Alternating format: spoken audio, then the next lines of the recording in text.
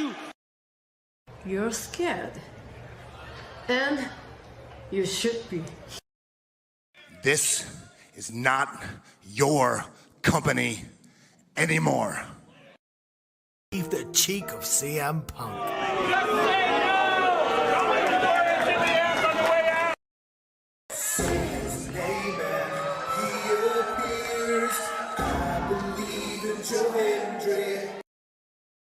Out! Combo move! This is what they've been doing! Hey, McAfee! Everyone shut the up and sit down! We got a mom in the front row who taught her daughter how to suck dick!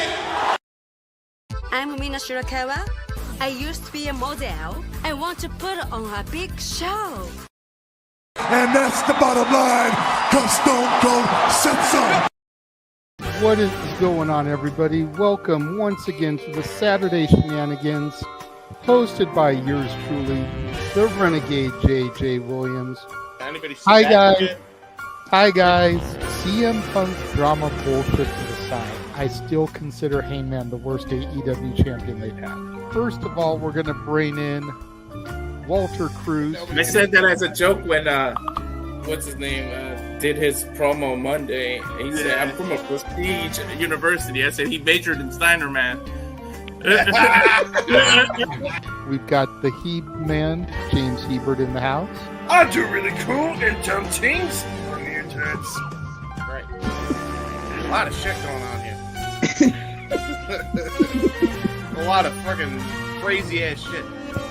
Where is Noah JD? Well, say his name and he appears, because we believe in Noah Foster. Fuck is this intro? It is one of those things where as fans we do have these desires of what we want to see, but sometimes you can't always get what you want, and there are reasons you truly don't get what you want. I wouldn't even listen to this in Grand Theft Auto San Andreas. What the fuck is this shit? God, rapid whack. Like I said, never been a greater time to be a wrestling fan, and with more companies in a more lucrative spot, in a more comfortable business spot, in a sense of mind, it seems, than ever. Again, WWE is not the only one. It is not the end-all, be-all. So let's go back to the Renegade Wrestling JJ Williams to get the official word. JJ, speak! Make sure you tune in every week, because you never know who's going to drop in to join the shenanigans. Catboy is in the house. Hello, my internet family. I say if you want to make them as evil as possible, make them really mad. We have Mansfield joining the party now. What is going on, Josh? Like I told no one when we were in Cleveland, him joining Chase U was just an unfortunate side effect of my shenanigans towards you, JJ. I know how it can get better, Noah. The panel chooses you. Shut the fuck up, Josh. You said that so like. We got someone to throw back. Yeah, I was gonna say. Just like how you and I had lunch together the other week. That was different. Ladies and gentlemen, the King is here. Say his name and he appears. We believe in King A-Train. There are so many believers in Joe Hendry. The only person on this panel that doesn't believe in Joe Hendry is King A-Train.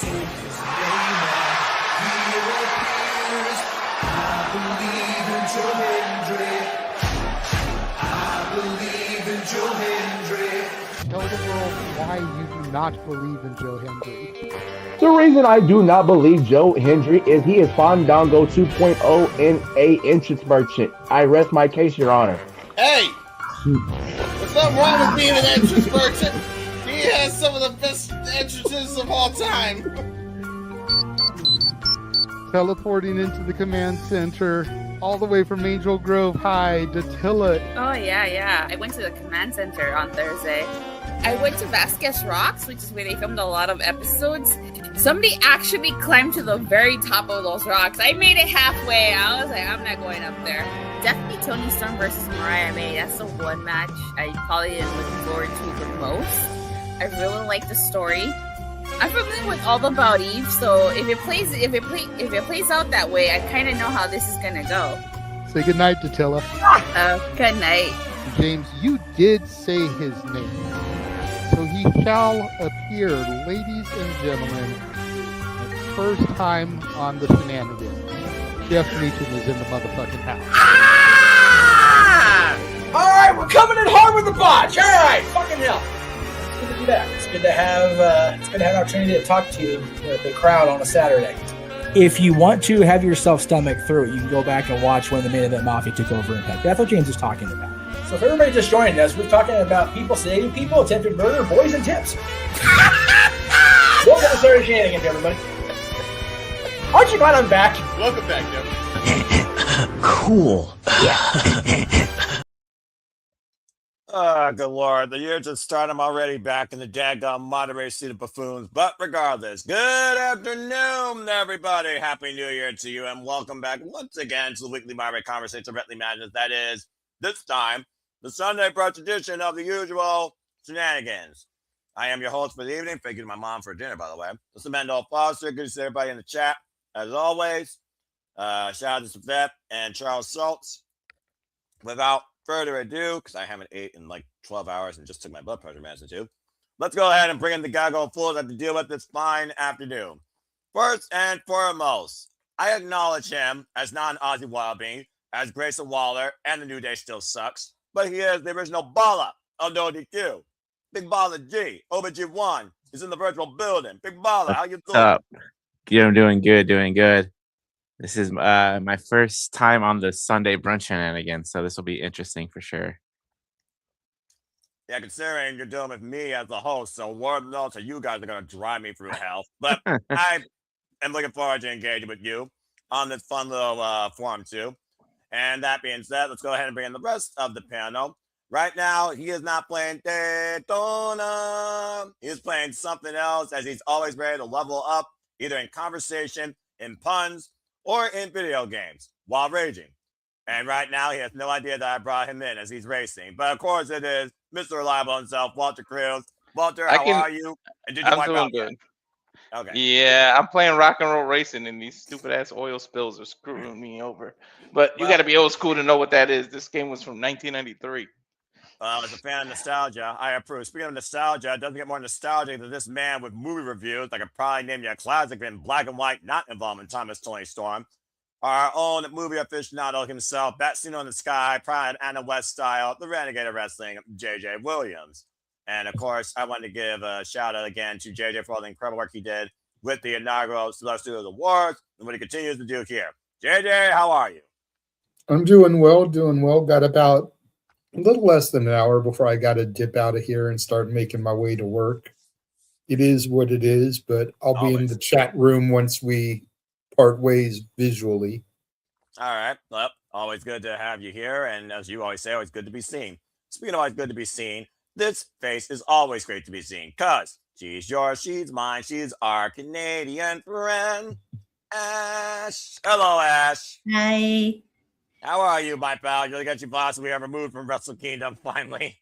Yeah, I'm doing well. Surprisingly, I'm not that tired as I thought I would be, but you know.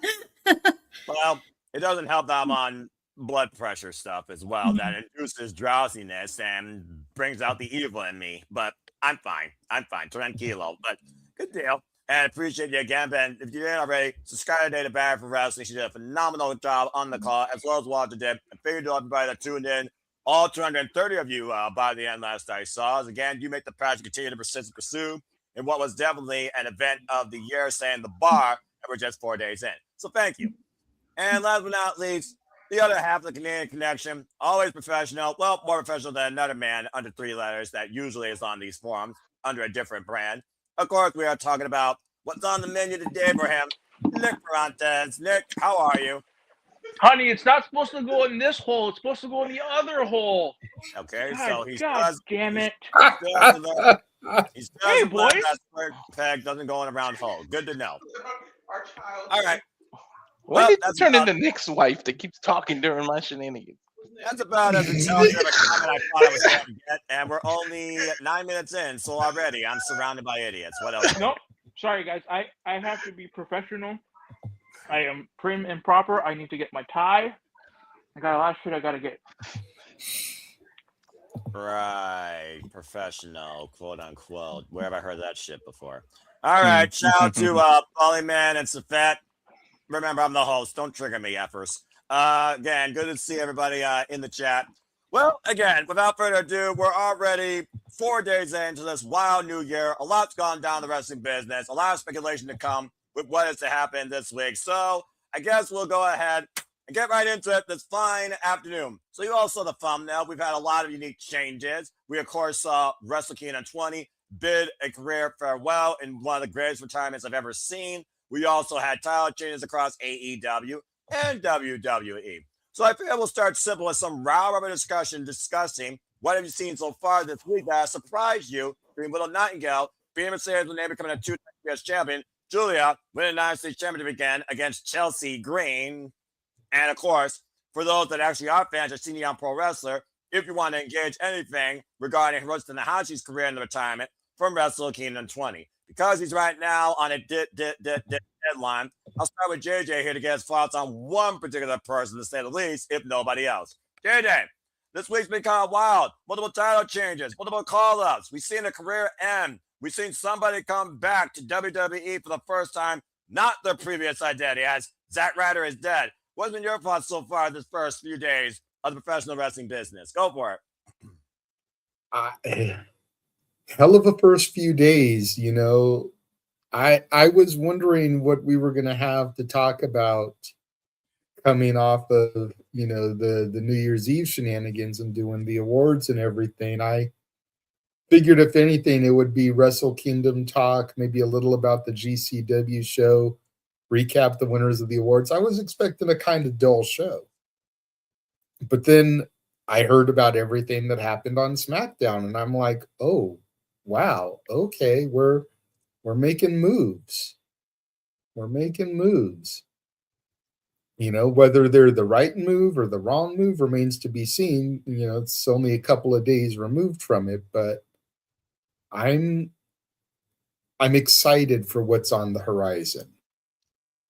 You know, that there's a CEO that is no longer champion over in one company. You know, a bit of wrath has reclaimed the power that she never should have fucking lost in the first place. So, of course, that made me happy. Then we've got Julia. I want to be happy about Julia being champion again.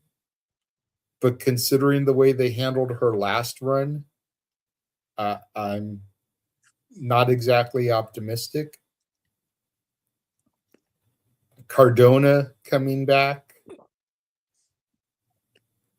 Awesome. Orton coming back. Well, not exactly sure where he was because I don't think he was injured. You know, he just seemed to kind of been MIA for a little bit. Trick and Jordan getting called up, or so it seems. Long overdue for Jordan. You know, for most people's accounts, she never should have been in the silver and black brand once she was officially signed. But I still hold to my firm belief that she would have been up already had Naomi not gotten pregnant. You know, not to make it sound like Naomi getting pregnant's a bad thing. Do your thing, girl. I know it's something that she wanted, but I think that really derailed plans for Jordan. So we're going to have to see what happens going forth with her now. I like that Trick is on the blue brand, as is Mello, as is Lash. So that could become something down the road if it doesn't, you know, right off the bat, because I haven't seen SmackDown due to being at work, so I don't know if there was any interaction. But it would be nice to see them all come together, and especially if Kalani gets called up. Put her on the blue brand too. That way you've got Mello and Lonnie, Trick and Lash, Trick Mello, all together. I think that could be dangerous. Wrestle Kingdom, from everything that I heard watching your guys' coverage last night, sounds like it was a hell of a show. It sounds like Noah was very happy that the House of Torture was not successful in most of their matches. The answer is yes.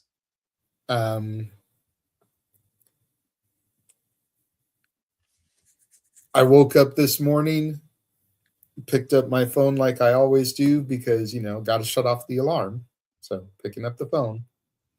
And then I started scrolling through stuff and seeing some of the clips from the ceremony for Tanahashi. And I got to admit, I'm like, okay. It feels like Tanahashi got the Ric Flair send-off. But from everything that I've heard, Tanahashi's a much better man than Rick was. So, amen. I don't want to say that Rick didn't deserve it, but just watching the clips that I saw of Tanahashi and the music hitting, someone calling out, Tanahashi getting emotional in the ring, very reminiscent of Ric Flair's retirement on Raw the night after his match with HBK. And I liked it. Seeing Kota Ibushi freaking gimping down to the ring there,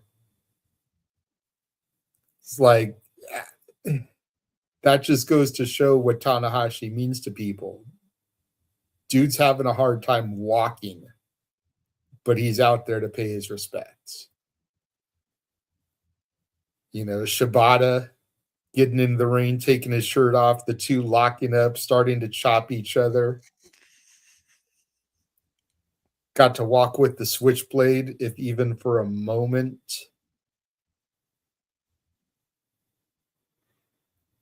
All pretty cool. All right. Well summed up. Thank you for that. Well, hello, Big G. Again, you've been in and out on a lot of wrestling, but of course we know Monday Night Raw is coming up. Braun Breaker, CM Punk, they had their little final phase of Braun Breaker shaking though like a chihuahua. Of course, this past Friday was the first SmackDown to go to 3 hours. Lord help Aaron Riff going forward. Not dealing with that bleep. And of course, MJF now at the forefront of AEW with a list of already 7 names that says, keep your beep away from my Triple B. And of course, Shinya Pro Wrestling New Japan. I know you don't know not much about that, but even John Cena, the GOAT, honored the A. So what's been your outlook this first few days of professional wrestling? Damn it, the new calendar year from any company. Go for it. Well, I didn't watch New Year's Eve Smash live on New Year's Eve, obviously, for certain purposes. But I did go back and watch some of the clips. I saw the clip of Willow doing the Dr. Bomb on to Mercedes and finally defeating Mercedes, which I'm happy about. I'm giddy. So that's another reason why I'm going to tune in to AEW again, because Mercedes is no longer TBS champion. MJF is world champion again. So starting this Wednesday night, I'll start watching AEW again. SmackDown was interesting, going to 3 hours. I was wondering what they were going to do because we knew when they were 3 hours before, kind of the first 2 hours were like okay, but then like the third hour really dragged. So, we had Orton coming back. I believe he was down in Saudi Arabia for the longest time, getting ready to promote the Royal Rumble and whatnot. Yep. Saudi Rumble. Yeah, and he was probably taking time off too. He's up there in his 40s. His back isn't what it used to be, so he doesn't need to be in the ring all that often. Cardona coming back surprised me. I was like, we saw the graphic of Zack Ryder, and then it's changed and said always ready. I was like, interesting. So we definitely know we're not in a Vince McMahon WWE world anymore, because that would have never happened in Vince's world. So Cardona coming back was actually good. Him winning his match.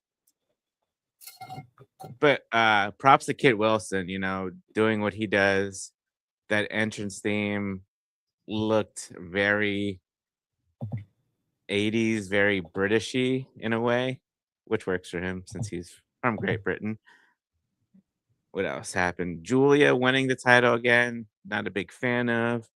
I did enjoy Julia down in NXT while she was down there, but something isn't clicking with me with her on SmackDown. Maybe she needs a character change or get rid of Kiana James. What else happened on SmackDown that was big? Trick Williams being on there, which was nice. You know, I think I like JJ's idea, but I think if anything, we're gonna run it back with Trick and Mello for the US title down the road. Once because I believe Trick is facing Sami Zayn next week in Berlin. So we got 3 stages of hell that were announced on SmackDown on 2. We got the regular match, Falls Count Anywhere match, and then if anything, the steel cage match. I hope Drew wins next week, because if not, just I don't know what they're gonna do with Drew anymore. But yeah, I mean, in the past couple of days, it hasn't been too bad of a wrestling show. You know, and I did see clips not clips, but like pictures and stills of Tanahashi's retirement with everybody coming out. So that was good. You know, like you said, I'm not the biggest New Japan Pro Wrestling fan, but I knew who was all out there who honored and respected Tanahashi, and I know who Tanahashi is in a way. So, but that was good. Like you said, we have Raw and Stranger Things next week or tomorrow, so that'll be interesting how that goes down. But yeah, you know, it's only 4 days into 2026, so we'll see where and how the wrestling biz goes for the rest of the year. Yeah, and again, everybody right now needs to have a strong start, needs to really kick off all cylinders. And again, New Year's Smash, MJF already building a foundation of lethal, dangerous challengers, those that are hungry to prove they get to be champion again. One of those looking for freedom, closure away from a year-long campaign against a personal vendetta, looking to get back to the top of AEW versus the top of a mountain. Not to mention, we know his first challenge will be a first-time ever match against a luchador he never faced before since the Casino Gauntlet. That and so much more just from Maxwell Jacob Friedman. Harley Cameron, Willow Nightingale, and Chris Statlander all standing tall as AEW Women's Champions. Willow, of course, a double champion right now. Talk about a wonderful full circle moment for these 3 women that have grown together as best friends and as great champions in AEW. As far as SmackDown goes, 3 hours, not needed. I mean, the ambulance match, it was all right. It was all expected. Rhea was going to be there for Damian Priest. It was close to that short-range story. The 3 Stages of Hell, I was not that impressed. Although I am wondering, old school steel cage, does that mean we don't got to worry about escape? Does that mean we're going to go to the blue? Does that mean the steel cage is going to be more special than the usual? Or is it like, it's a thing? And at this point, if disgruntled Karen #1 does not win the WWE Championship, why the fuck did he resign? Like, seriously. You've driven Drew McIntyre into oblivion to the point Death Rebel getting rid of him and Broken Dreams coming back still would not convince me that Drew McIntyre ever is going to be the WWE Champion again, period. Do or die for the Scottish Warrior in Berlin, of all places, though. Just putting that out there. That's Germany. That's not Scotland. I'm just saying. And again, I mean, coming back together one-on-one for the United States Championship, I could see that. But I almost feel like they're trying to set up Sami Zayn, who finally wants to put purpose on himself to go after the WWE Championship. I'm curious if that plays into the Royal Rumble, considering it's in Saudi Arabia. He already told Cody I'm coming after that. Randy Orton, though, he and Cody have a tremendous legacy. And I don't think the story of the final chapter that's been written yet. So there is that. And as far as what's in 20, I'll save all that for later for more in-depth discussion. But again, 4 days in, and I've already had That's Professional Wrestling, damn it, with 3 matches from that show alone. So again, Shinyon Pro Wrestling, Japanese strong sound pro wrestling, always sets a standard for me as a professional wrestling fan. But overall, it's been an incredible start to 2026. I've seen no flaws or nothing like, except maybe Julia right now stuck in mid-card limbo where she barely has a personality, might as well be invisible. The United States Champion become more hot potato than the freaking Intercontinental title at this point. That's more of a workhorse championship thanks to work on Maxine Dupree. So restore the honor of the United States title. I have no idea if they can. But that's just some of my fair takes on the first 4 days of the new year in professional wrestling. Damn it. Ash, what has been your favorite take so far with AEW, WWE, Shenanigans Pro Wrestling, and what's to come here? What's been your thoughts based on what you've seen so far from everybody? So on Friday was the first time I watched SmackDown in a while, and I didn't realize it was 3 hours because it just went by pretty smoothly. Like that was probably like the best paced SmackDown I've seen in who the hell knows, because it's been so long since I last watched an episode of SmackDown properly. Right. Like from beginning to end. Julia winning the United States title, I just hope they have a direction with her as opposed to what happened last time when she won it from Chelsea the first time. So hopefully they learn from their mistakes. It's really hard to say at this point because, yeah, Julia they haven't really been doing much with Julia. It's just like she's good at what she does. It's just that she doesn't have a way to connect with the WWE audience, and that's the one thing that's holding her back. And it's through no fault of her. Well, I wouldn't say it's like entirely her fault, but it's also like on creative as well because the two gotta like work something together.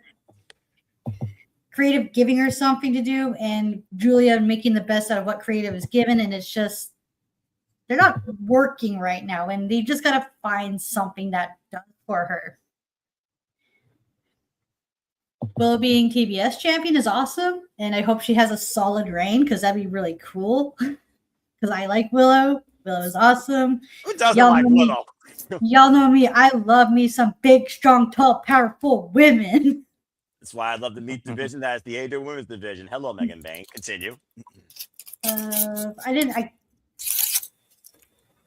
The upcoming shows for the first Raw and SmackDown of the new year. Well, I guess you can technically count this past episode SmackDown, but it seems like we have like a really stacked card, especially for the Blur Lynch show, and hopefully it delivers.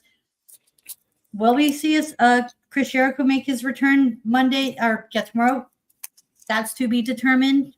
If he does show up, that is, it's really up in the air at this moment. If he does, cool. If not, then yeah. And last night's Wrestle Kingdom was so fun to watch. It was so good. I loved it. Because, of course I did. Even though some of the results didn't turn out the way I wanted to, I got no complaints about the show. Like, Tanahashi's send-off was just beautiful and done so perfectly. Let's be honest. It's because Zach won a damn title. That's why you're so not happy. true. How dare you? That is not the main reason why. Put in the batty little TMD campaign on the spot. Yeah, she did call it, though, as the opening match. All right. Well, fair enough. Well, thank you for that, Ash. Walter, of course, we called AEW on Dynamite. You jumped out of your chair legitimately when Willow Nightingale beat Mercedes in the TBS Championship, and all the callbacks to their first match, the way that a Willow beat Mercedes to earn the opportunity at World's End. You started a soap opera, Freshly Squeeze Orange Cassidy, and Thomas Toy Storm and Mina Shirakawa by name, you crazy buffoon. You The orange and the peel. Honestly, if that shows up on my TV, I quit watching AEW live because of this idiot. Freaking RJ City level booking right here. Hey, and that being said, of course, MJF and his promo being called up by Swerve, Joe, Kenny Omega, and of course, Hangman Page, Darby Allin, Simon Size, Bro Dito, of course, Bandito, his first challenger. 7 names already on the marquee to go after the Triple B. Triple B's back, by the way, folks. And, of course, the embrace with Chris Statler, Will Nightingale. Felt like a full circle moment. Harley Cameron, of course, in the middle. And, of course, we talked about before SmackDown and Raw. Raw, of course, trying to bring Stranger Things, hopefully the WWE and not just the fucking Netflix show. As, of course, we'll see a CM Punk and Outlast, the Unbelievable Badass Braun Breaker, and something else is happening on that show. I don't remember what else. And, of course, SmackDown now 3 hours. Already trying to stack the roster because you need that extra hour worth of talent and content. Jordan Grace, Trick Williams, freaking the Randy Orton's back. Kip Wilson apparently has a new identity. Johnny Gargano is back to being the Rebel Heart heel dark forms of his way from my NXT, well, towards the depth of it. And at this point, we don't know what the future holds for one half of the DIY. That's another conversation. What's been your outlook this week on all things wrestling, AEW, WWE, or NJFPW? Some of your quick highlights. Go ahead. Well, first of all, the soap opera works because you put the three together, right? You have Orange and the Peel, and her husband's name is Juice. The shit writes itself, okay? It's okay, Noah. I don't like this. I love them as a couple. I want to see more of Orange and Tony Storm because they're my two favorite AEW wrestlers together. Okay, we need to stop the mixed warfare here because I feel like this is going to turn really weird really quick. The 2026 About as weird as a Blue Thunder Bomb actually winning a match. Shut the fuck up, Jedi! No. Yeah. Correction. A Blue Thunder Bomb winning a match when it's not done by Takeshita. Continue, Walter. A Blue Thunder Bomb winning a championship in a match. The only person who wins with the Blue Thunder Bomb. Consistently. Dude, Tell me when I'm telling lies, Noah. Takesha did an Avalanche Blue Thunder Bomb and couldn't pull it off. But right? And lost the title. But anyway, 2026 is starting off good. The One Sport Reference Seattle clinched their #1 spot throughout the whole playoffs. They get a bye the first week. Sorry, Big G. Oh damn! It's all right. I got a big night tonight, so good luck to you. Hashtag non-sports. Continue. In terms of SmackDown with Julia winning the title, you appreciate this reference, Noah. But like a backslider, I have lost all faith in that entire division and how they do it. The championship has been around less than a year, and there's already 2 repeat champions. Like, let that sink in. Like, you have a whole entire division where people win the title and get elevated, and you already had 2 people that repeated winning that championship. So hopefully they do something with Julia. I'm still waiting on the Japanese mafia group. You just put all the Japanese females and then let them kill everyone. That's ironically enough what Donna Del Mundo was at one point in Stardom, led by, that's right, Julia! Continue. I know she's Japanese and Italian, but it'll fit still. Yeah. Drew needs this title. Like, I don't get the 3 stages of hell with the first one just being a regular single match. That's not hell. That's a regular match. That's every week. That's not the 3 stages of hell. All 3 stages should be some kind of crucial win kind of match that literally you're in hell for the 3 matches, but that's neither here nor there. AEW, yeah, I jumped out of my seat when Willow won that title. The downfall of Mercedes needs to be studied. Like, I can't wait. Soon she's gonna be zero twat waffle, and I can't wait. Get her off the TV for a little while. All right, go back to the GTA strip club and do your dance over there with no titles. Oh my. But and New Japan, of course, was awesome last night. The celebration alone, the thing is, that is now the standard of sending people off, and the industry is gonna have a hell of a time following that. That was literally, I think the send-off was longer than the freaking match. Like, I swear the dude was on a scissor lift, and literally, if you guys know how big the Tokyo Dome is, this dude literally circled the entire Tokyo Dome on a scissor lift. Like, the stuff was ridiculous, and everybody coming out there, it was just, it was so awesome. The IGWP titles are in New Japan. There's no outsiders winning, so UC being able to do that, awesome. Takesha's having a bad couple of months after the year he had in 2025, but last year New Japan did it again. We called all the New Japan stuff back to back in January, and I feel like I said it off stage, or backstage, it sets the precedent for the rest of the year. So this is going to be awesome. The Netflix tomorrow, we'll see. With that little tease, we'll see if Jericho is going to come back, because Adam Pearce said breaking down the walls. That could be reference him. We'll see. It is close to the Royal Rumble where people start make turns and get seen. And because JJ said it backstage, because the Royal Rumbles in Saudi Arabia, you have to do it this way because too many things will get spoiled. Because obviously, what the hell are you doing on a flight way halfway across the world if you're not part of the Royal Rumble? The call ups with Trick, the call up seemingly with Jordan Grace, I feel like that's going to work up. SmackDown is really, really stepping it up, and they kind of have to. Like, hopefully, if they can keep the streak going, it will justify the third hour. Because, like Ash said, the 3 hours kind of flew by. I didn't even realize it was 3 hours at one point. I looked at the time on my computer, and I was like, "Oh shit, they're still going. It's past 10 o'clock here." So it was awesome. But yeah, the whole industry starting 2026 right now. Will they keep it going? That's the question. Will everybody step it up? Everybody at once. That is the $1 million question. Is that your final answer? All right. Well, fair enough, Walter. Yeah. And again, like I said, WWE, AEW, New Japan Pro Wrestling, hell, Stardom, even for that matter, with that representation with Saya Kamatani. An incredible start across the board for us in business. Knowing this week we got Raw, represented by Stranger Things. We got, of course, NXT New Year's Evil, where Kendall Gray looks to upset Jessie Jane for the NXT Women's Championship, and the Glamour. Blake Monroe will challenge your girl for the NXT North American Championship Women's in a rematch. Oh, look, cat shot. And is that Joker? Harley. Harley. I don't know cats. All right. That being said. Big G's got a pussy between his legs. Literally. Which, Walter, are you down to do New Year's Evil on Thursday?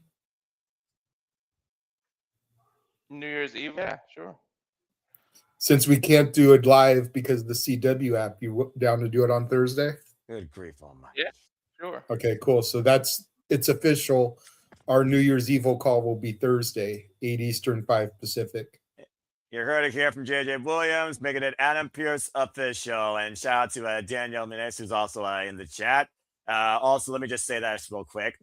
Damn it, JJ, you freaking idiot!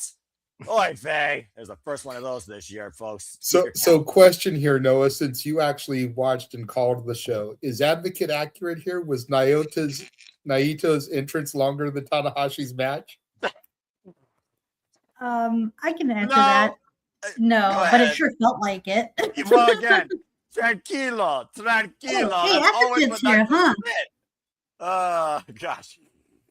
Shout out to Advocate for Inokiism, by the way. Looking forward to the next time we engage a conversation. Who knows? Him and There Ash was might a- engage a conversation. There was a point I thought, you know how the Koreans have K-pop? There was a part where I thought we were watching J-pop. Like that entrance was so damn long. Oh, yeah. Choreographed. The guy in the opening Rambo match. Oh, my gosh. Yeah, But- my but- God. but Backstreet yeah. Boy choreograph, NSYNC, like, sheesh. That's what they do in DDT Pro. They're over the top. I lost my train of thought.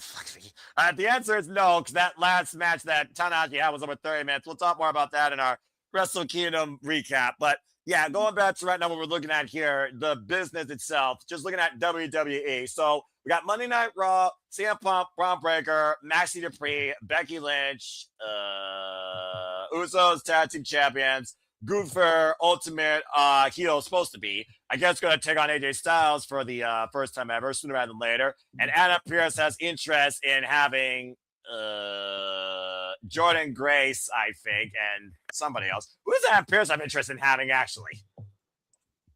I don't know. He But I tried think- to outbid to get Trick Willie, but it didn't work. Oh, okay. So Nick Aldis officially signed him to SmackDown. Yeah. Okay. Because SmackDown, Oh. of course, they have the mixed conglomeration. I mean, women's tag team division. And ironically enough, no one talked about that. Gee, I wonder why. We had what, Walter? I know we forgot to. Oh, maybe you can bring it up later. But that rumor that just got released about Tommaso Ciampa not going What to renew rumor? his contract and leave. Tommaso Ciampa is leaving WWE when his contract expires. He doesn't want to stay. But again, rumor. Supposedly. 100%. Yeah. Again, it's a rumor. Thank you. We don't echo or acknowledge rumors here to Super Labo Studios unless it's factual with an official footnote by the company in question. Thank you so much. That being said, again, don't believe it until you see it. Simple as that. Don't aggregate, don't propagate. Unless the company themselves mention it, don't believe anything you hear from the dirt sheets. Fact. Simple as that. There's a reason why I don't scroll and don't have notifications. That being said, SmackDown. Let's see what's going on SmackDown here. The mixed conglomerate, the women's tag team division. Don't care.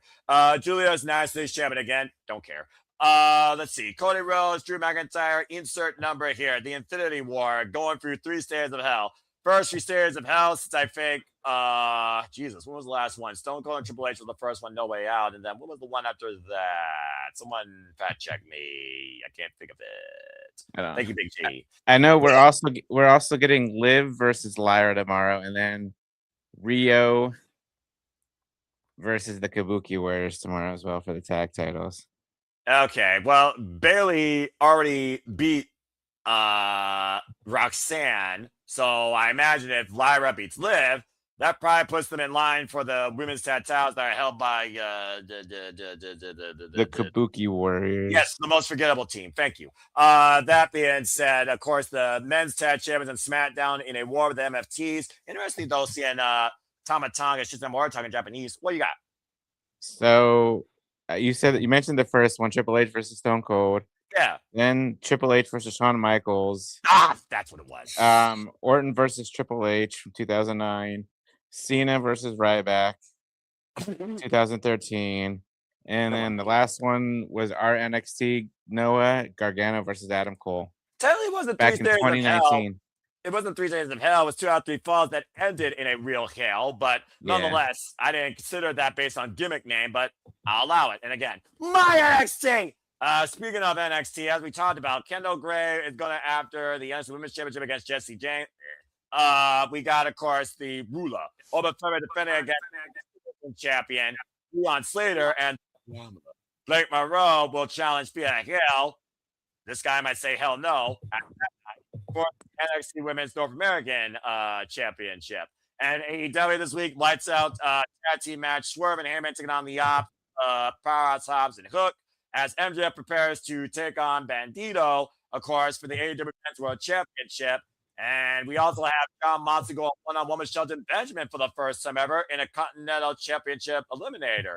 I like how right now John Moxley is looking at the Continental Championship for what it actually is so far, holding it to a higher degree. And we'll see what else happens outside the E and outside AEW. TNA, of course, prepared for their AMC premiere. We now know that Zan will defend the TNA World Championship against Mike Santana. It will also be Leon Slater and Myron Reed running it back. One of the only great X Division Championship matches last year that wasn't screwed up by freaking NXT. Fuck Dark State. And I think that's all that's going on right now on the TNA premiere that we will be calling at this point. And I think that about sums up everything right now as we wonder, can 3 hours of SmackDown hold up with the additions of Jordan Grace, Trick Williams, the return of Randy Orton? And should it be led by the captain or should it be led by Drew McIntyre? I guess that all remains in question. Now, did I miss anything or did I cover everything at this point? You got everything. Orton teased and told Cody, I'm coming after the title regardless of who wins. So we might get that teased towards coming to WrestleMania season. Orton told Cody to his face, I'm coming after that. So Orton versus Sammy? We'll see, because I'm thinking Sammy's winning the Rumble or the Chamber or something. It just seems too much like a red herring right now to even talk about Royal Rumble winners, despite the facts in Saudi Arabia and everyone right now are placing their bets on Sami Zayn because of cultural connection. Let's just call it what it is. If this was not in Saudi Arabia, would we really be considering Sami Zayn a winner of the Royal Rumble? Be honest with me. No. But they've been teasing it too. He keeps coming out talking about never winning a title. And now he says he's doing it for his son. That's a hell of a motivation. Like he's gonna be a champion some way or another. One of those titles is on to him, whether it's WrestleMania or after. Or JJ had an idea of you could do the Cody thing and have him lose and then win at the WrestleMania in Saudi in front of them. There's a lot you can do, but I'm telling you, there's a reason they keep having him talk about never winning the title. I don't think, and someone can fact check me, but I don't think that Sammy has yet to lose a match in Saudi Arabia. You might be right. I think you're correct, actually. Tag titles were defended successfully. He beat somebody on the kickoff, JD McDonough, bobblehead. And Carrying the last time. It's not bobblehead, it's JD McFunko Pop. Oh, bloody hell. I think, yeah, those are the only two I could think of, honestly, as far as Crown Jewel goes. Because, of course, he couldn't go for a while with the restrictions, of course, based on his, Again, you're right, Advocate. But, again, there was a struggle at first where it was hard for Sammy to go over because he's Syrian. I guess all that got cleared up, though, at some point, though. I have no idea how and by who.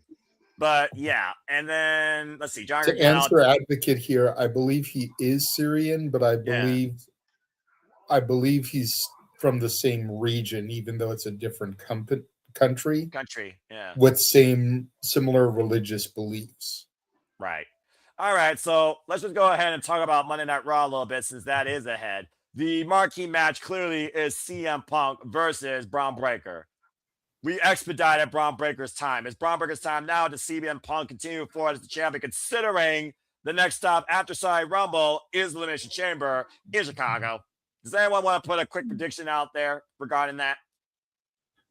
So are you suggesting that Punk might lose the title and he becomes number one contender in the Elimination Chamber? How many times they teach CM Punk versus Cody Rhodes and Roman Reigns is nowhere to be found? Fair point. Just for shits and giggles, I am going to say Braun is going to win tomorrow night. That would be a stranger thing. I'm going to say because you have somebody made Paul the Heyman comment in the earlier, and I Vision. kind of agree with it. I don't think both world championships are going to change hands in the same week. Exactly. Remember, both world championships are on the line next week, guys, live. One across the world, obviously. The other one. If Braun wins, Drew's losing. If Braun loses, Drew may win. So who do you want to win more? What if neither wins? I think Braun gets neither wins, but I don't think both are winning. I think Braun gets it, but not that first match. He's gonna get the rematch. Like maybe he'll win it at Rumble, or maybe who knows? Maybe Braun will dominate the freaking Rumble and win that, and he gets his title shot at WrestleMania and wins the title. But I mean, who knows? But I really don't think Braun's win the first crack at it. It's time for Drew to get it. I mean, dude is like 3 and out. Like, what the hell was the purpose of re-signing? Going out, proving yourself, coming back. You already screwed up when you started singing karaoke time in your own home country. We don't talk about that. Like, we need to do something. The dude carried the pandemic when there was no fans. Give him a chance to do it with the fans for more than 5 minutes. I was there when he won it for 5 minutes too. Me and Walter were both there. 5 minutes and 26 seconds. You and the Mrs. Baller were both there witnessing that, and then El Campeon ruined that moment. All right, fair shout. Do we see AJ Lee once again screwing Becky against Maxine Dupree for the Intercontinental Championship again? I think so, yeah. Because it is like it is a Stranger Things kind of thing. So AJ Lee likes that kind of stuff, so I'm sure she'll be there. Wait a minute. Wait, JJ speaking. I got his brain going. Ash, say a thought real quick for JJ. I bet you he's thinking the same thing I'm thinking. I was about to say, this could probably set up a Mania match. Why are you two so damn comfortable in your thinking? Because I don't think it's AJ. thinking? Yeah, I don't think it's AJ. I think it's Natty coming back, and she's gonna screw it, and it's gonna be a program where Natty finally gets that title, and she's gonna have that character in front of WWE. Her independent character is coming. Everybody's coming back. All these new years of chicken. I think it's gonna be Natty because nobody's gonna expect that. Everybody's gonna think it's AJ. It's gonna be Natty. I mean, given that makes Natty's sense. gonna be saying, "I made you." Get out of my fucking head, Walter. I knew it. Wow. Because the whole thing about Stranger Things is the upside down. I was about to make that same joke, saying Stranger Things have happened in the upside down. Yes. You know, so you turn Natalia upside down and let her bring Natty out on stage. Okay. I like the thought. I like the thought. I will say this, though. I've really enjoyed Maxine Dupree's newfound attitude and grappling background as she's been holding down the Intercontinental Championship against the rest of the women's roster that ain't being used for Jack Diddley. Speaking of women's And champions, I could even see it being done with some theatrics. Let Natalia come out there in her normal-esque gear. you hear the rip guitar riff and the Pekin Black Titantron. Let the lights go out. Her outfit be rip away. And underneath it is the Natty, the Low-Key Legend gear. So when the lights come back on, black and she's white. transformed right there in front of everybody.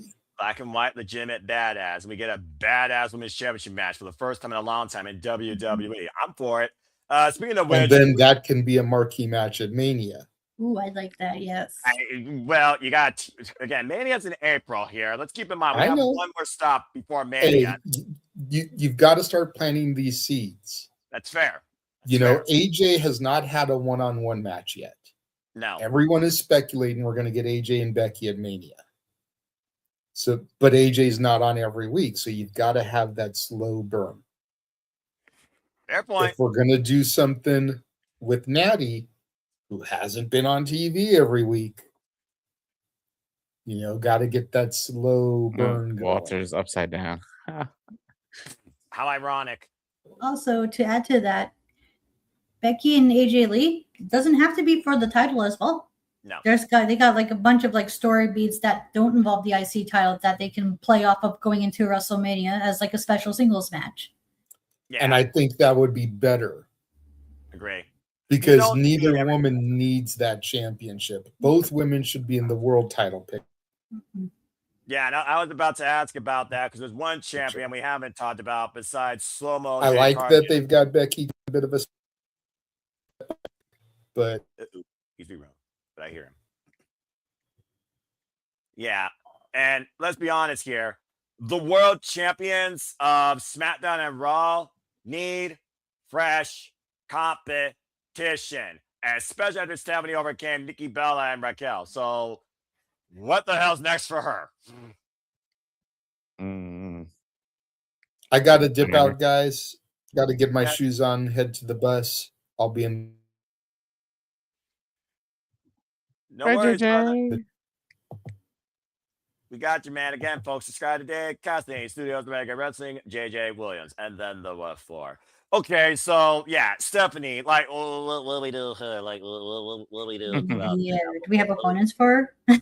Name a person not stuck in a tag team. Can we build opponents for her? Well, everybody who could be an opponent, like you said, are in a tag team. Maria is in a tag team. Io, Yeah. Bailey, Lyra. Like I feel like Roxanne, Liv. I feel like ever since AEW got their women's tag team to get division together, WWE's got to like, all right, let's put all our main stars into the tag team division, and let's not worry about our world titles right now. Right. So and then on SmackDown, you know, you had the potential of Jordan Grace and Jade Cargill. You know, you were supposed to have Michin versus Jade yesterday, but I guess Michin got hurt in a live event. Jeez. So, you know, and then you got B-Fab, who is like, what the hell is she still doing there? She's the only one out of the, oh my God, what was that group with Swerve? Hit Row. Oh, Hit Row. Thank you. Yeah, she's the only one from Hit Row that's still alive in WWE. Just think about that one, guys. Yeah, and you got Charlotte and Lex in a tag team. You got Nia and Lash in a tag team. So like, with WrestleMania coming up, there is the possibility Charlotte could turn heel on Alexa or vice versa. But like, I feel like they've been, which is a good thing. Don't get me wrong that they're focusing on the women's tag team division, but like, who do you have left for your two main titles? Yeah, that's kind of sad about WWE's booking when it comes with the women's division, where it's like one part of the division can't flourish without the other one being like, you know, I had the word, but I can't remember what the word is now. Floundering. That's it. Thank you. Yes. Yeah, and who knows where Tiffany's at? About to say, ever since Tiffany got injured, quote unquote, and Jade took advantage of it, acting like a bitch, but still was slow-mo in the ring. She holds the gold, but what has she done with it? Jack diddly shit. Yep. Yep. You almost hope that Jordan Grace being on SmackDown, Nick Aldis wants Jordan Grace on SmackDown. Maybe this could be Jordan Grace's breakout moments. Yeah. And then what do you do with Jordan? It's a never-ending cycle. Like, okay, so hypothetically, Jordan signs to SmackDown. She beats Jade. Then what? It's like we're in this cycle, in this cycle, in this cycle. So I don't know. Big G, do I need to remind you how many times they did Nia Jax versus Tiffany Stratton? Yeah, you're right. All they need is one damn person. At least there's one person potentially on SmackDown. There's nobody on Monday Night Raw. Nobody. Yeah. Anyway, that's just, a different sub-tangent. As far as Julia goes, drop Kiana James on her damn head with the Northern Lights bomb and bring back the beautiful madness that you were in Stardom, for freaking sake. Mafioso, Japanese Mafia be damned. Julia needs a fresh identity. Julia and Jordan Grace was the only time those two fucking mattered in NXT. Yeah. Seriously. Charles points, though, what about promos? Do a video. I don't fucking know. Seriously. Maybe don't make WWE look like a damn reality show and actually look at them for what they do bell to bell in the ring. How about that hot take? Seriously. Anyway, sorry. A little bit hot there, but I'm just saying. Something's got to give here in WWE. There's a little bit of intrigue, but are we super excited yet? We don't know. Because right now, what if happens in blank championship picture? Is there a plan? And based on our outlook, doesn't seem like it. No. Well, anyway. Speaking of tag teams, what the hell is going on with the men's tag teams division? Raw has really nobody again. You got McDonough's out. You got the Usos, you got the New Day, and the Viking Raiders. That's it. And there's probably going to run Usos and the New Day in the ground because the Usos are babyfaces again as Jay Uso's back out of his midlife crisis mode at the glass ceiling that seems to be his comfort zone. And SmackDown, MFTs, Wyatt 6, ... Yeah. Motor City Machine Guns haven't been seen since the night before Survivor Series. Yeah. And DIY apparently is no longer a thing. So, I'm about to say, though, we did hear Johnny Gargano's old heel theme. And he did have a pretty good match with Carmelo Hayes. So, do you think this could be a way to somehow organically turn Gargano into a babyface over time? Be Mr. SmackDown? Johnny Wrestling return? Probably. I mean, hey, he took Carmelo Hayes to the limit. It's good to see Carmelo Hayes, by the way, taking the men's United States Championship at the Open Challenge, by the way. Because I do think that adds... What? Sorry. Maybe that's what started the rumors because he came out all separate and everything, and people are going to think that they're starting the single push for him. Okay, that's a fair tangent. I'll give you that. But, hey, Carmelo Hayes now, he's the United States Champion. The Open Challenge presents opportunity for the SmackDown roster. So I guess it's just a matter of who steps up next. That's not part of the men's tag team scene. But, hey, it's good for Carmelo Hayes. He's finally got gold, and thanks to Ilya Dragunov, that United States champion sure a fuck does matter. Speaking of mid-card champions, is Dominic Mysterio out injured? Yeah, I think he got injured during that AAA event last month. Bloody hell. Yikes. He's injured, but it's minor enough that he's not going to take a bunch of time off. Okay, I was about to be pissed off about the I think he might be I think he might be back in time for the Rumble. Damn, the injury bug is biting everyone, it seems. Goddamn. 2026, good grief, WWE right now. Who's got more injuries now? You tell me. Jeez, oh face. And then NXT, again, they literally are resetting that division with no athletes. So good luck. But there's a reason Obafemi is still NXT champion. I did see the point about Obafemi promo on SmackDown. We don't seriously see Obafemi going up to May Rosway still NXT champion, do we? I mean Kevin Owens did. Paige did. Yeah. Fair. So, do you think Leon Slater upsets him, unlike Javon Evans? Well, Probably. tease- Oh, Javon Evans might be another person being called up. He can go to Raw. Adam Pearce is trying to convince Javon to go to Raw, and then he's getting offers from SmackDown too. So Javon might be the youngest to switch too. But then you're gonna leave NXT with not too many stars. So I don't know about that. I mean, they got All Eagle, Ethan Page. They got Oba Femi. They got Ricky Saints, and But they are teasing the Oba on both Raw and SmackDown. They keep showing that same video package. We'll be talking about how long he's been main roster ready. That being said, if you were Nick Aldis or you were Adam Pearce, which brand do you think Oba Femi would fit in more on? He's a big star and everything. I would rather him be on Raw, but because of that third hour in SmackDown, give him to SmackDown. Use all the stars you can get to make that 3 hours not feel dragging. Yeah. Big G? I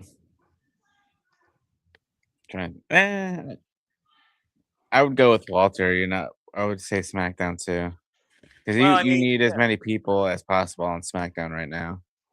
About to say 3 hours of TV content. They have a hard enough time booking freaking 4.5 TV hours. Lest we forget across Raw and SmackDown and NXT for that matter, 6.5. Excuse me, but They should use them to get more eyes on NXT.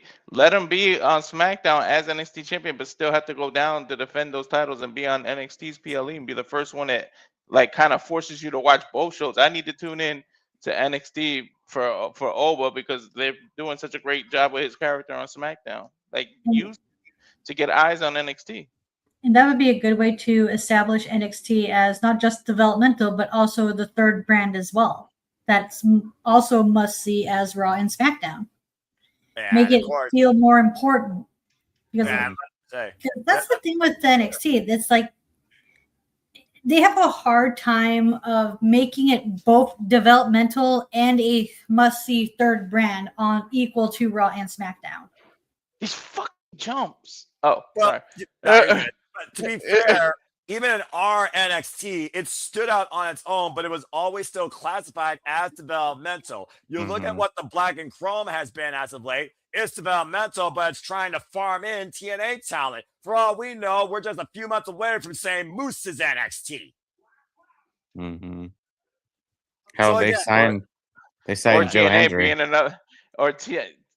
TNA being another brand, where they're going to interact. I already hear people say TNA is nothing but a feeder system for the developmental. So, I mean, are they wrong? I have to say I get where they're coming from. I get their point. I'm not arguing against it. I'm just saying what I've been hearing. That's all. You kept saying it last about New Japan and AEW being one-sided. It's very one-sided with NXT and TNA.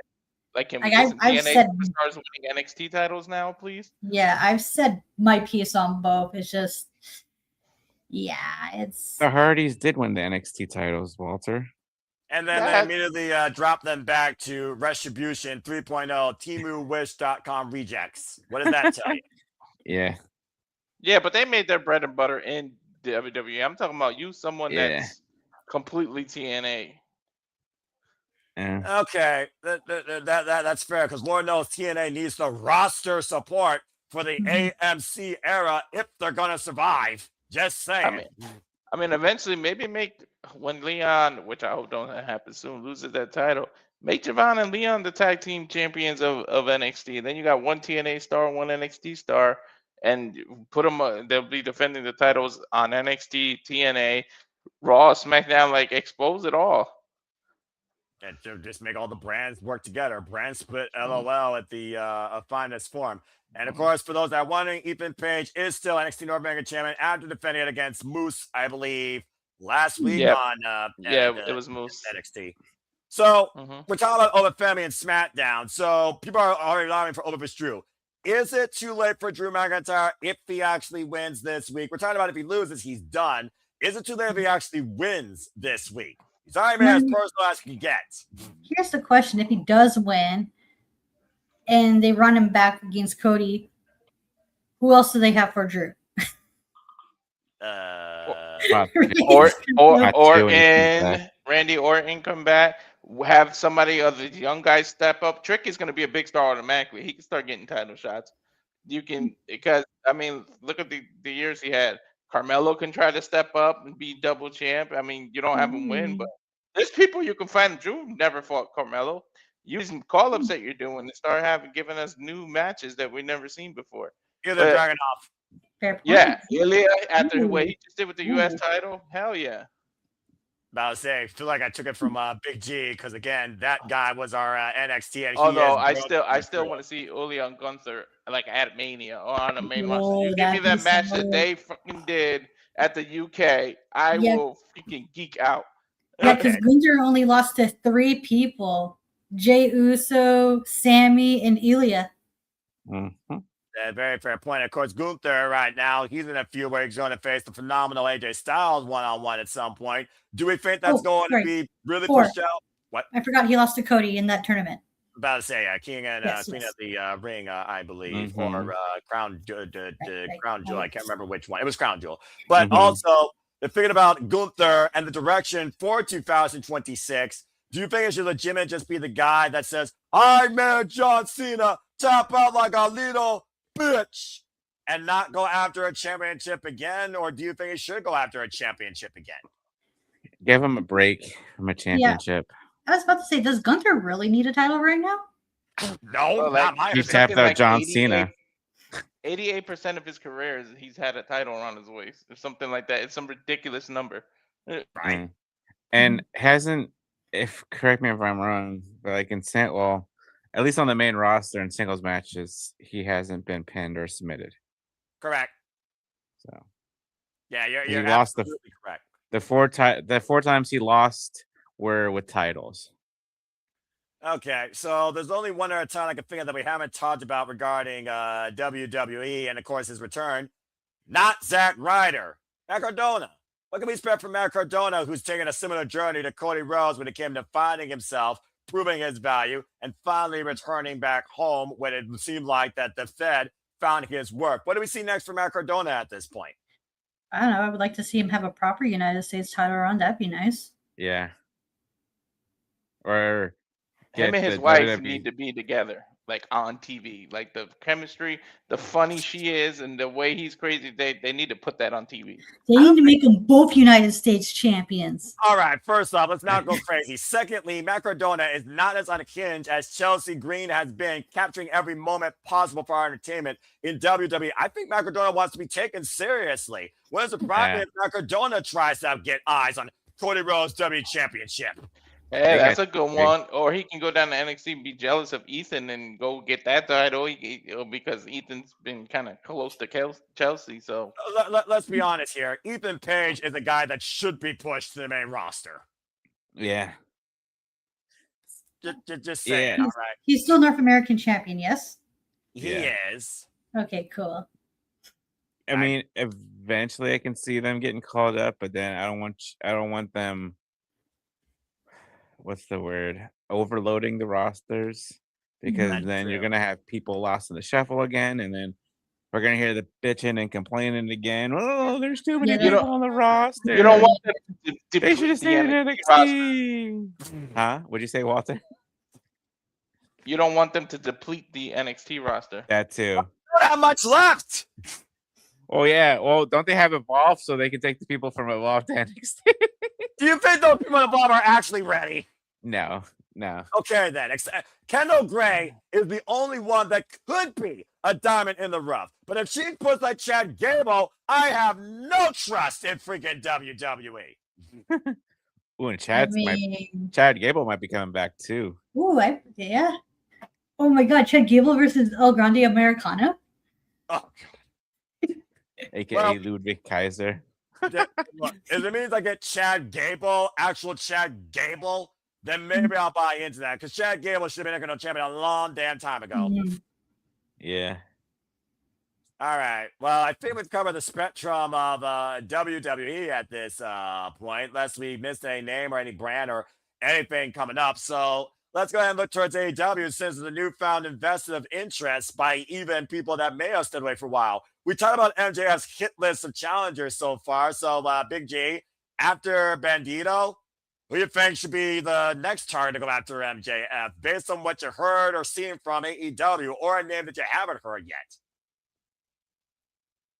Oh man, trying to think. It was going to be Nick because I know he's only an AEW guy, but okay.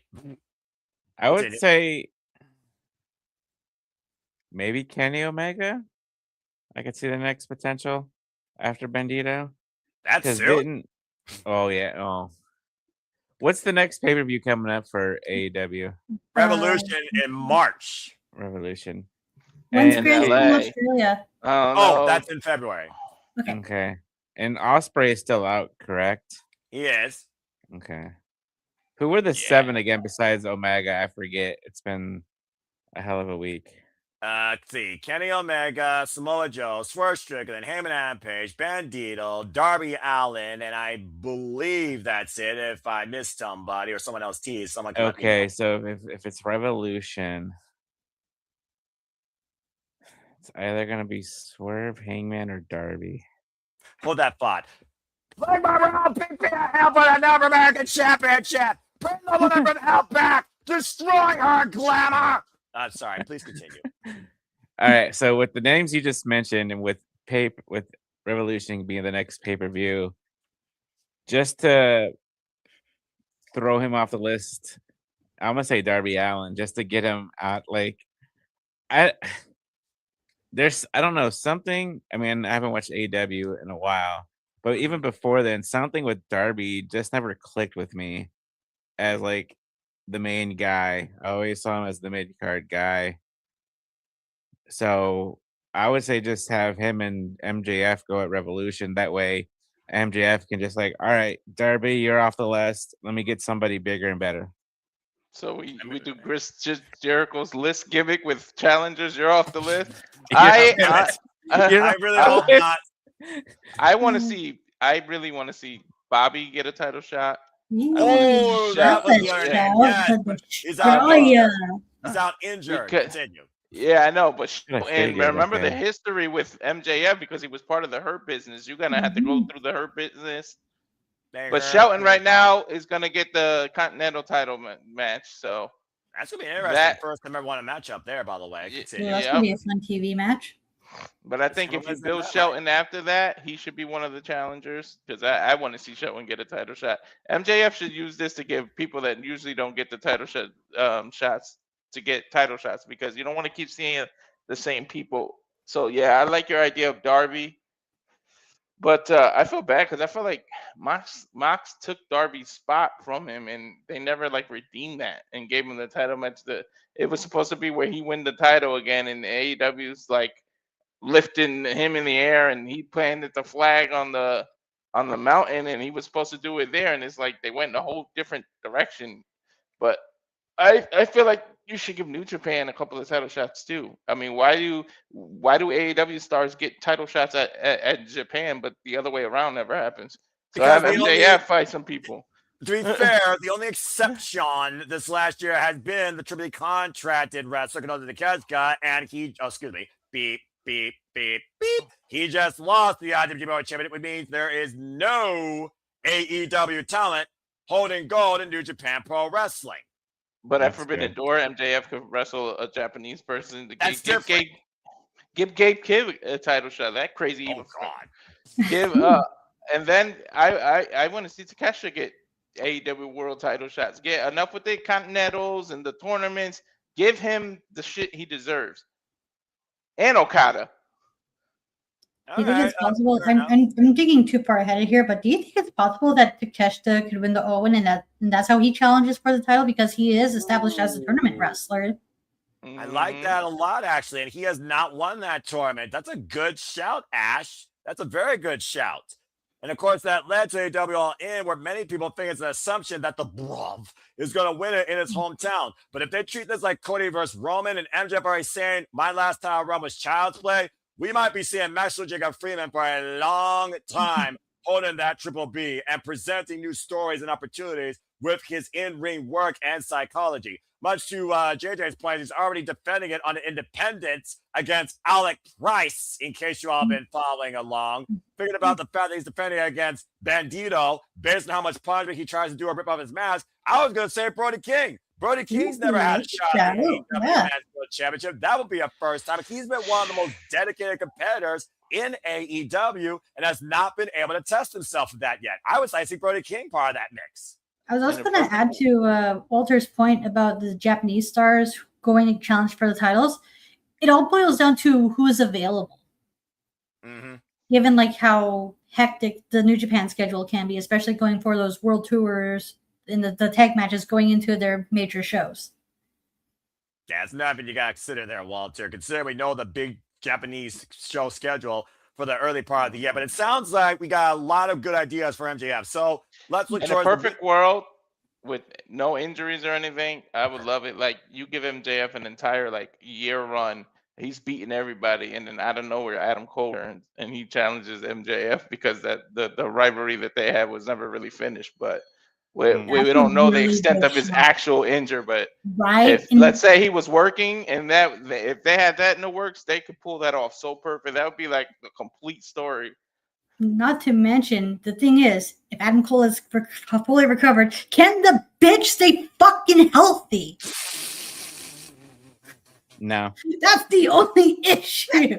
See, this is the same guy that helped our NXT for a whole year and defended the NXT championship across all three brands and kicked everybody's ass. But he was healthy. He remained healthy. I don't know how he is. Like, I don't know how he became so fucking fragile in AEW. It's ridiculous. Yeah, I don't know. What the hell's going on here? It seemed like all of a sudden, too, and towards the tail end of his WWE career, let's not forget, didn't it seem like the Kyle O'Reilly feud was rushed in the depth of our NXT? Yeah. I think there's more to Adam Cole than even he's letting people let on for good reason.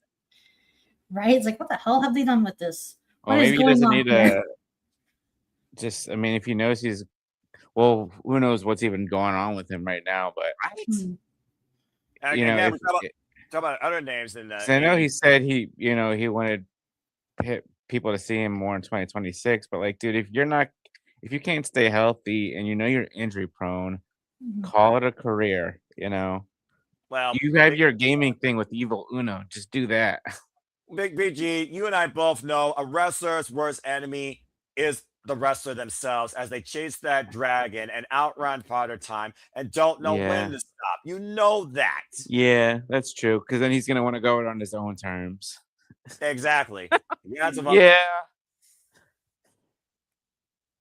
I'm really getting tired of this freaking greater than someone winning versus this move.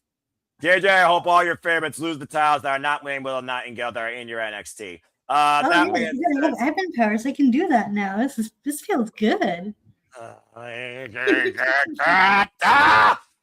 seriously, I want to see Hurt Business start getting title shots, not just tag. I just want to see the Hurt Business go rough shot at singles competitors versus tag team competitors. That's what I want. And Bobby Lashley, unfortunately, he did get injured. Again, this is the wrestling business. It's not ballet. When people actually wrestle and fight, they do put their body line. Hell, people get injured during training.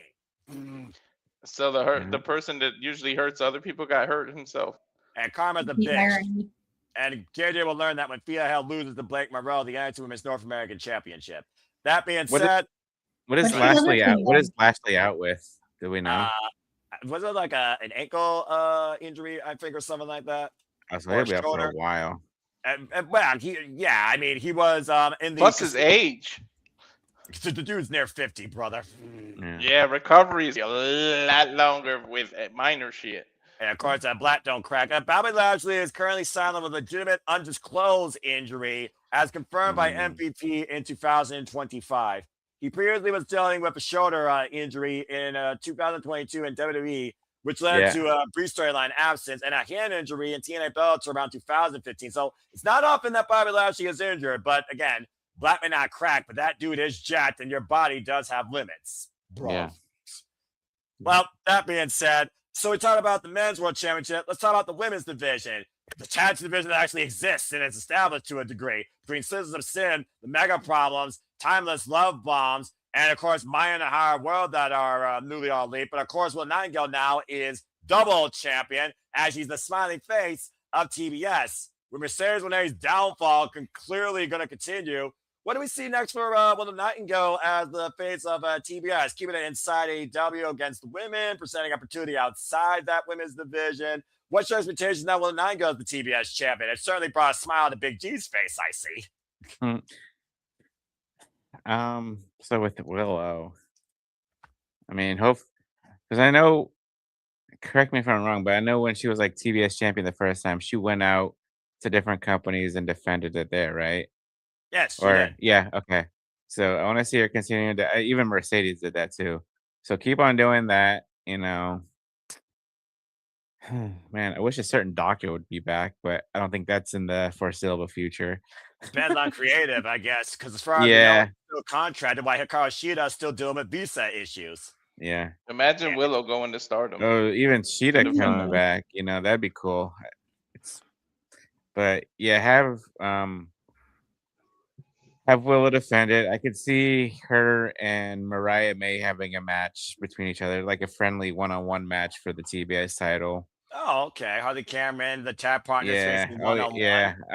Why did I say Mariah? I got Mariah. Because the glamour was Yeah. glamorous and Yeah. died in a historic And, Hollywood ending. Joe Martin Cameron. Sheen. Continue. I could see her and Tony going after the TBS title. Tony's been after not really a downgrade, but Tony Storm hasn't had the TBS title, so I could see her potentially going after it. Fair. But yeah, I mean, I like I said, when I saw the clip and went back and watched the match, I was happy for Will. I was like, thank God. Nothing against Mercedes, but I think everybody wants Mercedes off TV for a bit. Well, considering Mercedes Moné defended that title for 24 successful defenses, and if she successfully defended it that night, she would have surpassed Jade Cargill for the number of successful defenses during her run, despite the fact Mercedes Moné has put more work into this title and is the longest reigning TBS champion in this company's history. So it seemed like all the pieces were finally falling together for her and Willow to pick things up from Double or Nothing 2024. What's up, Walter? What I would like them to do with Willow is you can do it either way. The way I say it or invert it. You have them focus on the tag titles on Dynamite and focus on the TBS title on Collision. So it's like almost like it's two things. Collision is always her in a single match about the TBS title or leading to a pay-per-view. And then on Dynamite, you focus on tag division and you kind of do it like that. That way she's not involved on the same show with more than one story. And I feel like you can separate it that way and it'll work out for her. Considering John Mosley's been involved in the same story, but has been literally working every damn AEW show. Respect the Death Rider. I like that different dynamic to give Will Nightingale more of a choice between what happens between her and her championships. Because again, Will Nightingale is both AEW Women's Tag Team and TBS champion. I was honestly thinking, though, with the long-term history right now, with the Triangle Madness, I see Sky Blue to their heart coming after her first for the TBS title. Fekla has her eyes on Chris Statlander. What's your thoughts on all this, Ash, when it comes to Willow Nightingale and the TBS title? I don't mind seeing Willow Nightingale defend the TBS title down in ROH. That would be really nice. Town down there, Diamante, Red Velvet. I mean, Billy Starks. I would love to see more Billy Starks on my screen. That girl's crazy. Helps all right. Will working down there with TBS would help with the girls down in ROH, and hopefully with Will being there, it gets more, not only gets more eyeballs on ROH, but it might get them to recognize the girls down in ROH and bring them up on AEW, Dynamite, or Collision. Well, give them help each other get more exposure. Because that's the one thing about the ROH wrestlers, like not many people know about them because not everyone is willing to pay for the services of ROH. Yeah. And again, to JJ's point, TBS Championship, anchored on Dynamite, TNT Championship, Collision, Women's Tag Titles, focus on Collision. I would argue that Collision has been more of a focus for tag team wrestling, particularly when it came to FTR and never involved in a tag team match, than Dynamite's been. Because Dynamite's been more on that singles match and that singles push in storytelling, unless you take tag team wrestling to the extreme or have mixed nuts mayhem. But I do like that outlook as well. And speaking of champions, as I said, the full circle with her, Harley, and Chris Statlander. Because Statlander, damn it! Of course, beat everybody, or excuse me, face everybody on this roster. Hell of a fight against Jamie Hayter. Obviously, Thekla wants to spin her web of toxic madness against Chris Statlander first of her matchup. But I do wonder, who do you see that could upset a 100% focused Chris Statlander, who has put a reset on this women's division, showing how willing she's to go as the Cosmic Killer for the championship. Of course, Thekla right now seems to be the next one, locked in her crosshairs. But what do you think comes after that? I know you're waiting for a Dr. Big G. And again, last time I remember, Britt Baker, Chris Statlander, that face each other when Chris was TBS champion. And Chris won that night. So besides a good DMD, who else could you see going after Stat Daddy and the AEW Women's World Championship? What do you think? God. Possibly Megan Bain. Oh, God. Ooh. Okay, bro. All the strength, all the power, all the happiness in my heart. Continue. I mean, you already said Thekla is already going after her. It seems like maybe her and Jamie run it back again. I really like that. I mean, like, it all depends for me, like, who's in the mid card situation, and then like who's in the main title picture. You know, I mean, now that Mercedes lost it, you know, her and Stat could run it. Her and Stat could run it back one more time, and maybe Mercedes. God help me for saying this, but Mercedes finally wins it. But yeah, it all depends on who's in the main title picture. Fair enough. I know Lena Cross might be becoming an All Elite pretty soon. She has history, and she's also a powerhouse. I was thinking of Hayed, who just signed. I would like to see her maybe get a exhibition chance here. The history of her and Sky Blue going back to AAW is someone else I was thinking about. And I'm just going to say this right now. Sky Blue and Kyle Fletcher were breakout wrestlers last year in 2025, period. I would think about also, again, Forbidden Door. I want to see her take Bozilla on one-on-one while she's AEW Women's World Champion. Shit. Let Bozilla fight Megan Bain, damn it. I mean, that's going to happen at Stardom Reign Price. Sooner or later, Espina de Viva Veloca is taking on Empress Nexus Venus. You can go see more of that from the Stardom show, by the way. But that being said, Walter, what do you think's next for Stat Daddy? Who do you want to see try to take Stat Daddy down? Yeah, I'm not sure what you do with Stat right now. Come at her, folks. That's women gotta step it up. I would let Athena pop up. Nobody in ROH can beat her. Let Athena come after her. There's already like a thing where people want to be multi-champ. So I know she had a TBS title shot against Mercedes and Lons, but have her try to defend Monet and do that. So I think Jay kill Willow.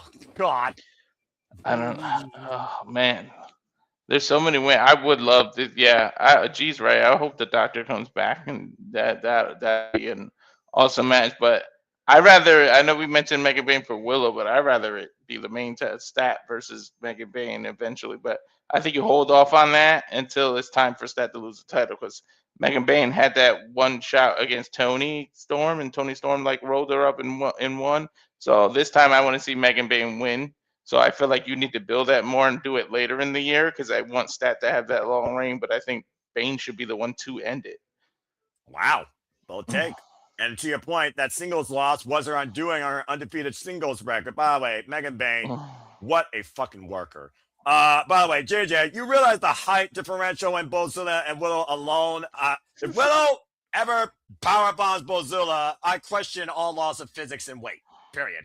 That being said, though, now I want that. Ash, what do you think when it comes to Chris Statlander, who would come after her in the AEW Women's World Championship? We threw a lot of names out there from the past, the present. Carl Sheeta, of course, with visa issues, though. We know that she eventually might come back. Rico, of course, Chris Statlander, part of the genesis of the AEW women's division. What do you think? Like for now, Like Tekla's occupied with the TBS title, right? I don't know at this point, but it sounds like she wants either one of these two badly. So we could have Statlander versus Tekla, and then I'm trying to figure out like who else can we have challenge Statlander, because I love the idea of Stat versus Megan Big, because they've been teasing it for quite some time last year. They teased it in the Gauntlet, they teased it in Blood and Guts. Any opportunity they had in the interactions they had were just so well done that made me want to go like, I want to see these two wrestle each other in a singles match. I want that, and I want that at a pay-per-view. They don't want on Dynamite. Yeah, build that towards Revolution, and then that. Who do we have for as fill-in feuds? That's the question. Well, he just threw out Billy Starks, the Cosmic Cure versus Space Jesus. I mean, that's a show. That's a show. Yeah. Yeah, they're both a little bit unorthodox. There's one other name I just bring thought up about. some ROH women too. Yeah, but support you that. talk about ROH. There's one. Who did you just think of? Marina Shafir. Ooh, that's a show. Ooh.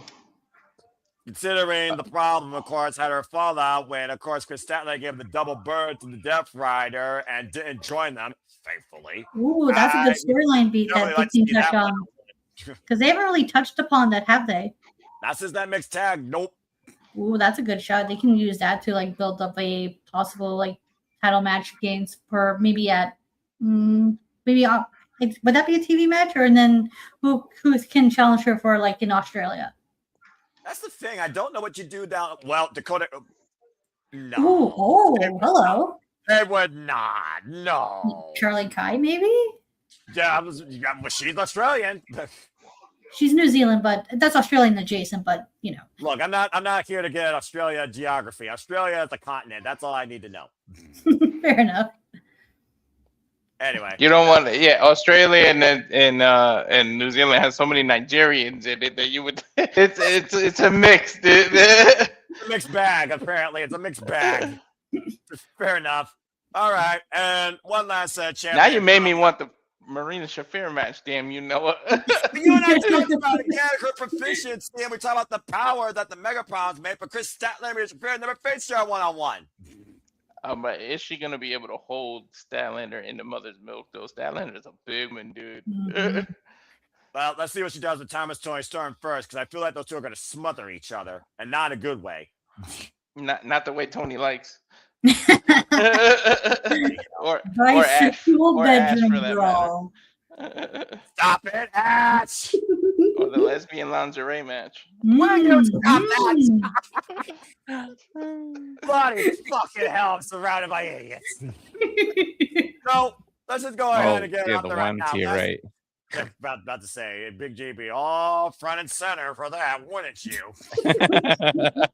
Bloody hell. Just throw Rhea and Britt Baker. That's a whole different Forbidden Door behind a red light. What the fuck are you becoming? Welcome to the Simpleton session of Sunday Shenanigans, folks. I went to church this morning, so I'm. That's a little too much for brunch, I think. Everything we're saying. No. Fuck me. There's only one champion left to really think about right now in AEW, in my opinion. Is there anything else we can figure out that's the undoing for the Revival besides Adam Copeland and Christian Cage at this point? And is it going to happen in Canada? It definitely is. When are they going to Canada next? Vancouver, March for Dynasty. March for Dynasty. Wait, is it March or April? Oh, I think it's in the springtime. Yeah, April. Because again, March is Revolution. Okay. Oh yeah, that's right. Yes. So,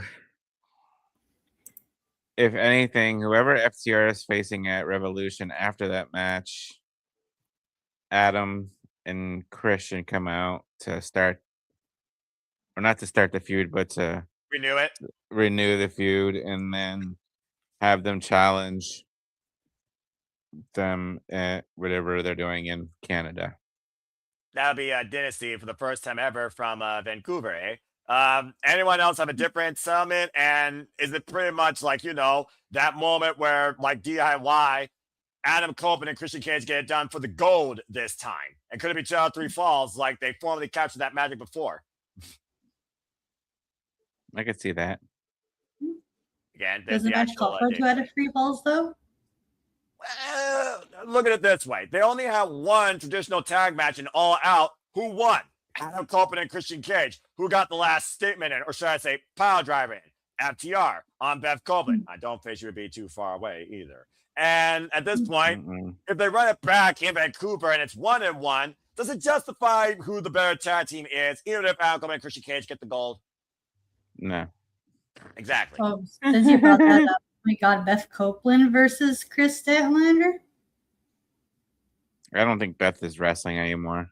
Yeah, I mean, I think she does one-off. I think she does one-offs. Yeah, I'm about to say, that's right, Beth Copeland back in the ring again, that'd be a little crazy. Like, make her probably make her be in the open round of the Owen, but lose. Like, she'd probably do stuff like that. Like every once in a while. Yeah, I can see her doing that. Yeah, put it over the up-and-coming talent. Yeah, you know, it's like what she could do. Yeah. It's surprising we didn't say Will Ospreay, by the way, when it came to MJF, because he's still out injured, but that's a whole nother name to think about when it comes to MJF's Men's World Championship, and he might be a wild card in the one. I think Walter even suggested that. That's possible because Ospreay is looking a hell of a lot healthier now since we saw him last night. Right? Like depends on if he's ready by London, because I would want him to do that in front of his home country. Mm-hmm. And I mean, you know, again, the Wembley Stadium. And apparently JJ wants all the power. The Glamazon versus the Megas is holy shit. Okay, all hail the Megas. This is all I got to say. And you can follow Megan Bandit, of course, and continue pursuits and start on part of Empress Nexus Venus in the meantime. Okay, so there's only one thing I can think about with AEW before we move into our last topic of conversation around the wrestling roundtable of TNA. Who leaves the Don Callis family first? Who turns first? Kyle Fletcher or Konosuke Takeshita? I think it's Takeshita. I think they're gonna kick Takeshita out and they're gonna use Andrade. Beach. So you think Konosuke is gonna be the one that confronts Don Callis and what happened in the Continental Classic? Okada comes to Don Callis' aid and Kyle Fletcher's forced to make a decision, and that is how the Alpha is ejected from the Don Callis family? I guess I know Andrade. That's when how you Are they bring doing Andrade that back into week, the fold. like a Don Callis family meeting thing, or? I don't know. Again, we haven't heard anything about the Don Callis family since what happened in the Continental Classic from anybody, which is why I'm wondering, where do those 3 men, well, I guess you added Andrade in the mix, where do those 4 men go from here? And La Sombra, might I add, came out to his AEW music and said from AEW, according to commentary, at Wrestle Kingdom 20. So you know he's going to be back in AEW. I don't think they teased it or focused on it because of this Wrestle Kingdom was coming up and they wanted Okada and Takeshita to focus on that. Now that that's over, then they're going to start bringing this up. Now Okada won, Konosuke lost, and Okada's still a champion. And I think Okada's going to kind of throw in Takeshi's face, and we're going to end up seeing the second one-on-one. As much as you will lobby for that. Ash, any different mindset? How does Kyle Fletcher play into this? Because proverbially, Don Callis and Okada screw Kyle Fletcher as he was looking for that screwdriver. We still don't know who Don Callis told about that screwdriver first. That's going to be part of the story. Yeah, because I was about to say we built to Takeshita leaving first, and then once Takeshita leaves, that's when we can build upon the eventual split between Fletcher and the Don Callis family, if he does. Do you think Fletcher can break out this year as a baby face? That's a good question because I'm not sure how it would work, but I'm intrigued to see how they would book it. That's the thing, because Fletcher's been heel most of his career. I prefer it that way. Star. Like literally, since becoming the Pro Star, he's been nothing but a heel. Yeah, I prefer it, but I do think that this is his year. Kyle Fletcher, by the end of the year, will have that title. You literally think Kyle Fletcher will be MJF's undoing by the end of 2026? I don't know if it's MJF or somebody else, but by the end of this year, he's going to have the title at least once. That's a good shout, though, because if Will Ospreay is not healthy by then, we could have MJF versus Fletcher if Fletcher does turn face and leaves the Don Callis family. He does have roots in Rev Pro, so I mean, it would work, especially being formerly Will Ospreay's bruv. I like that different dynamic. Big G, anything further you want to add with Kyle Fletcher's potential to become a champion, AEW Men's World Champion, babyface this year. You followed Kyle Fletcher for a little bit. What do you think of this? Yeah. I mean, Fletcher, like you said, Fletcher's been pretty much heel since, he became the prototype or protostar. Yeah, they would have to, like Ash said, I would see how they would book it. And it would have to be like kind of organic, turning him babyface. Yeah, it just can't happen like overnight. And will he show any signs towards Protokada or Pratashita? Because again, the former tag team relationship, of course, with Konosuke and Kyle. Remember, Konosuke was the one where Kyle showed Don Callis, that's the heat we need. And of course, that led to Kyle Fletcher joining the Don Callis family. All the way back when Rampage existed. Keep that in perspective. Oh my God, yeah. Yeah, how's that for a bygone era? Well, either way, it sounds like we definitely see a lot more of a different dynamic and direction that we're all invested in when it comes to the AEW product, particularly the men's and the women's championships, and Konosuke and Kyle Fletcher being breakout stars this year, and Megan Bayne maybe rising to her own throne as a singles champion. And again, Marina Shafir, please. Give me her versus Roderick Strong. Give me her versus Orange Cassidy. I want to see more Shafir in action because it's been a hidden streak for me. She's a badass. That slap, by the way, by Roderick Strong to Shafir's back. That's an impression. Damn. I'm sure they went home and they're like, I'm so sorry, honey. I'll never do that to you again. I guarantee you, Shafir was like, do better. Yeah, probably. remember what she said to freaking Mina Shirakawa? I'm not tapping out to you, bitch. Do better. What did she do? She smothered her in mother's milk and incapacitated her.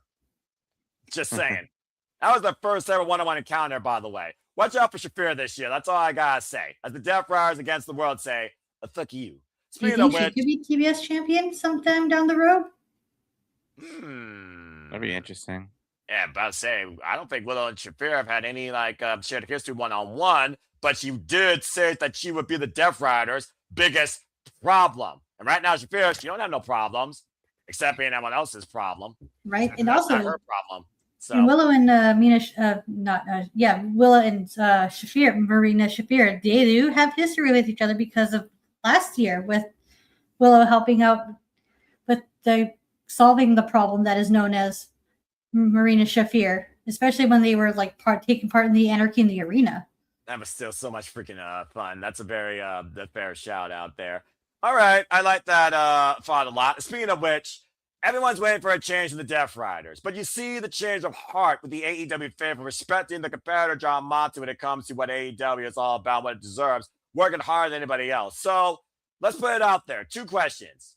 When he loses the Continental Championship, will it be to a Death Rider? And if not, whether or not it's one of them inside the group, when it happens, do you see that being John Moxley's swan song?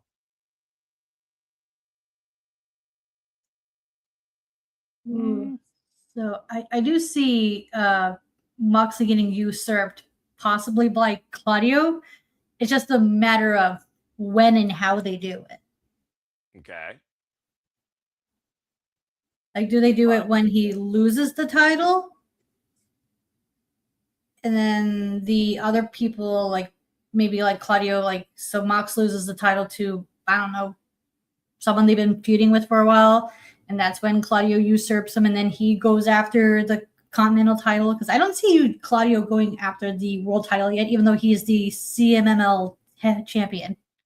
Right, a title that MJF is very familiar with. For those that remember his feud, of course, with Mystico.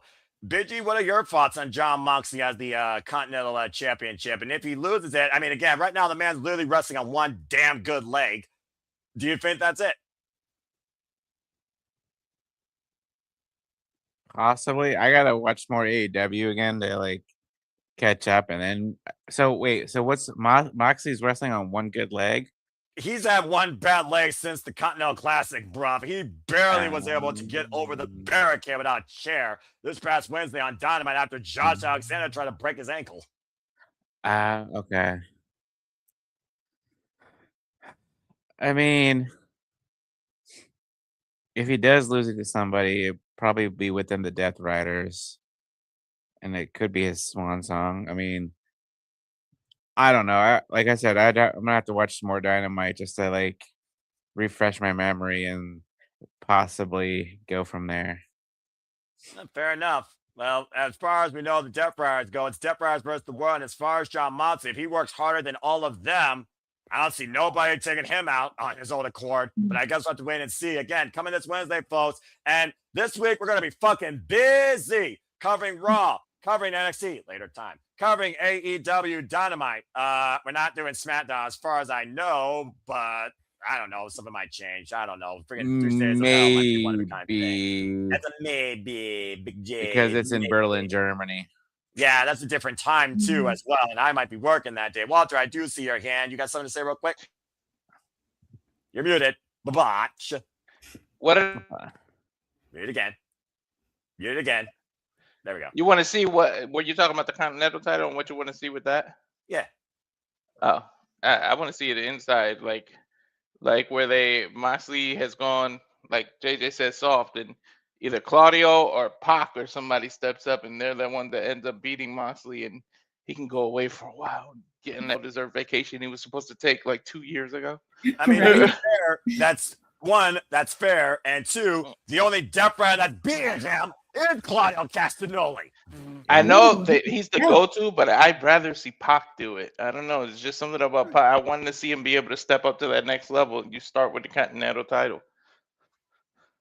I mean, he was the inaugural All-Atlantic champion and defended all across Europe, as we know, Big G. Again, it's a fair shout-out. But will it be someone in the Death Riders, and does that make the most sense to maybe save John Moxley from himself, like he tried to save AEW from its previous identity, and Bryan Danielson from his own death, if you're thinking about it? I just feel like Claudio would defend, he'll be the last to want to let him go. But Pac is a bastard, literally. So he would want to be like, screw this. He's going to he's not fit to be a leader. And it's like, Pac would more of the get ready to kick Moxley out before Claudio. Claudio would try to convince everybody to chill out, and then Yuta would just be like a little bitch and follow anybody.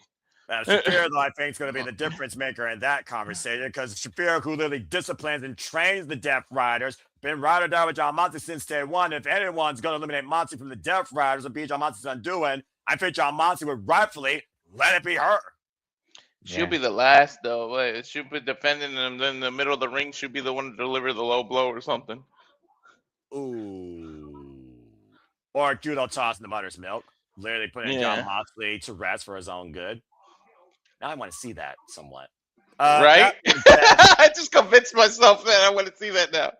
I love this excitement. Well, again, folks, this coming Wednesday, we're covering Dynamite. As BG said, maybe. We're going to cover SmackDown, and stay tuned for more continued coverage in Slip Studios for all the WAEW, NXT, and other forms of content here on the Slip Studios Watch Long schedule that keeps you in tune for the biggest PLDs, pay-per-views, and specials. And stay tuned for the restart of the City Predicting Leagues in conjunction with No DQ for WWE, NXT, AEW, and TNA. Before we go to a commercial break, I want to thank everybody that's been part of this discussion. One question about TNA. Fingazarian, does he lose the TNA World Championship?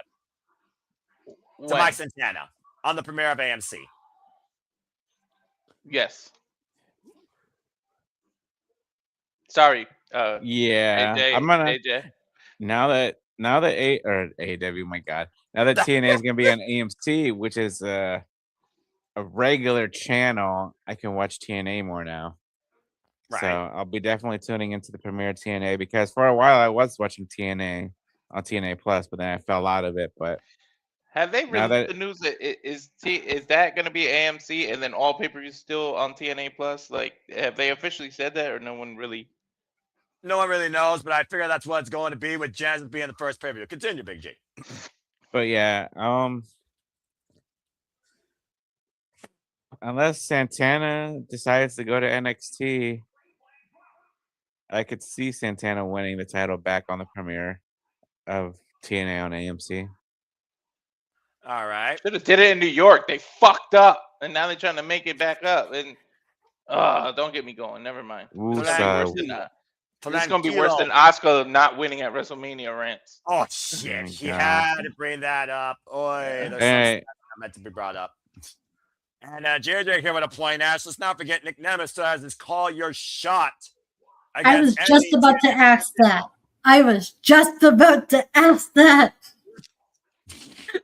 Mr. So what, is he going to cash in his Money in the Bank contract again? Yes, so I think Santana beats Kazarian, Nemeth cashes in. That sets up Nemeth versus Santana.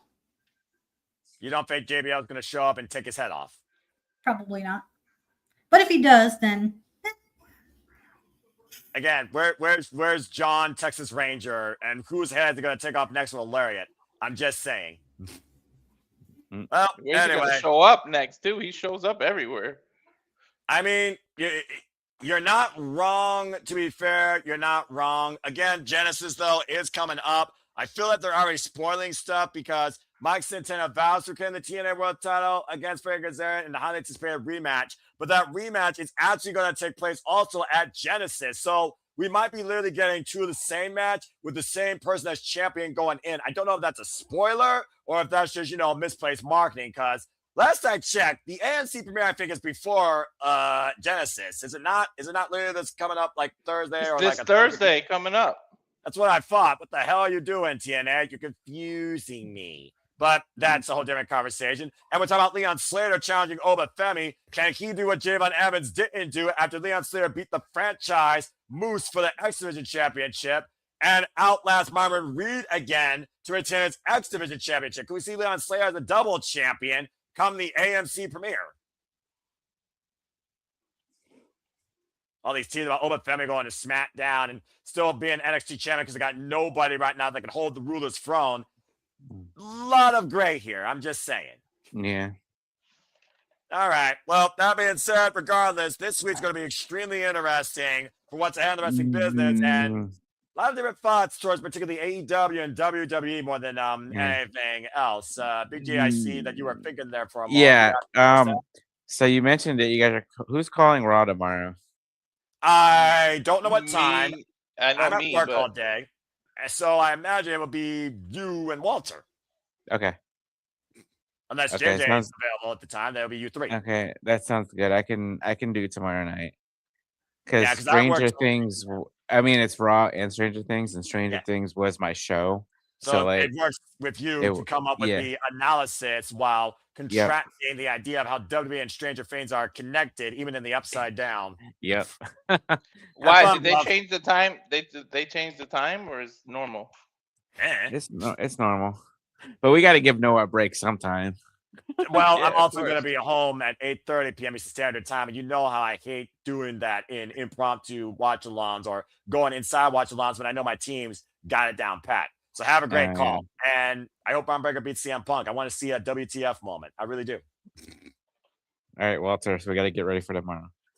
Well, Stranger Things aren't here, but here is something that is commonplace. We are going to take a commercial break after going for nearly 2 hours on Round Robin Wrestling Discussion. When we return, as JJ just confirmed, he will be there too. So stay tuned for Big G, Walter, and JJ to get strange with Monday Night Raw tomorrow night. But after this commercial break, if Big G wants to stick around, we're going to talk more about Hiroshi Tanahashi's send-off and our Wrestle Kingdom takeaways that give us the light. Otherwise, Big G, been a pleasure. Have a great call tonight.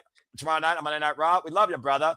And Thank after you, this commercial guys. break, folks, again, nothing but love. After this commercial breaks, folks, again, before he leaves, support the Big Bob, Big G. Shout out to Colleen, an accomplished artist. Appreciate their work and appreciate Big G, who always likes to keep the ball rolling. Don't be a stranger, brother. Get some rest. All right, bye. Bye-bye.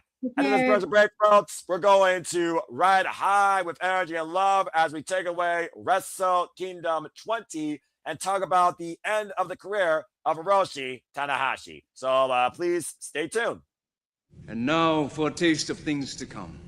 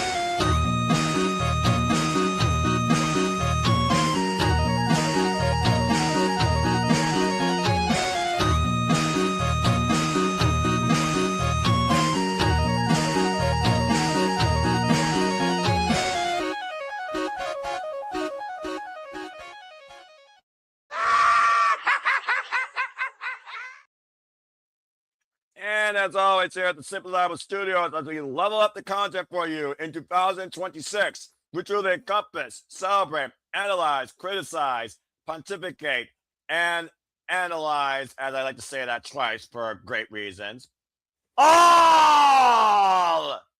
the wrestling and forward gaming to come to between local online competition and rage quits. So please stay tuned. And welcome back here to the special edition of the Sunday Shenanigans. It's the Simple Man Noel Foster in the moderator seat once again at the head of the table. Acknowledge me if you choose. I'm a humble man, so don't do that. Rage Wrestling Walter Cruz is right now gaming old school style. And our Canadian friend Ash. Again, thank you everybody that's been part of the conversation. Please like, subscribe, comment, and tell a friend. Again, we want to do this conversation and switch our people our passions. It's truly as simple as that. And yes, indeed, Stardom. We hope to bring you more coverage of Japanese pro wrestling, by the way, here later on in the year, too. All right. That being said, let's go ahead and bid everyone a fine thank you for tuning in and thank the man of many talents as we witness the end of a career, Hiroshi Tanahashi's career, as we were able to call, embrace, and enjoy Wrestle Kingdom 20 in Tokyo Dome.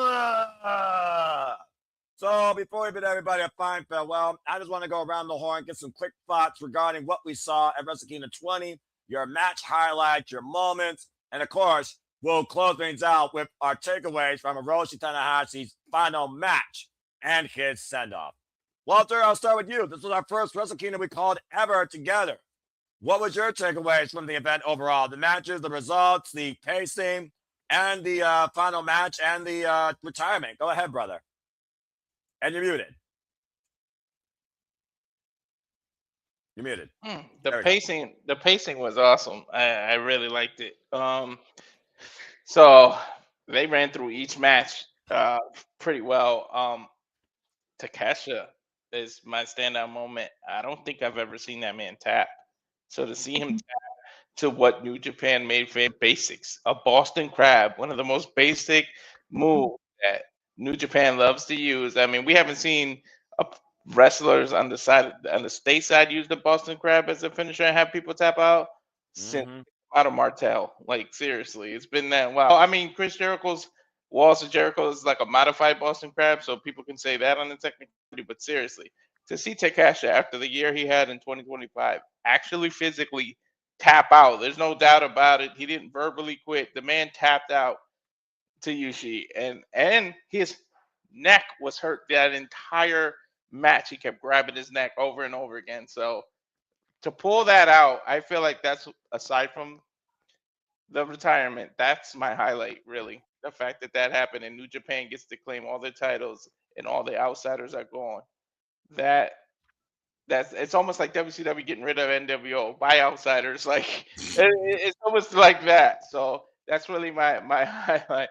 I did love the entrance of the Rockstar. I know I keep making fun of it, bringing it up, but that point thing was freaking hilarious. But the time difference was killing me a little. I was getting tired at the end, but I had to stay there. I feel like that retirement for what he means to New Japan and the fact that I feel like it's a wrestling joke, but obviously he's going to stay retired because he's a president or a president or something in New Japan. Yeah, he's going to be running it from that side of things.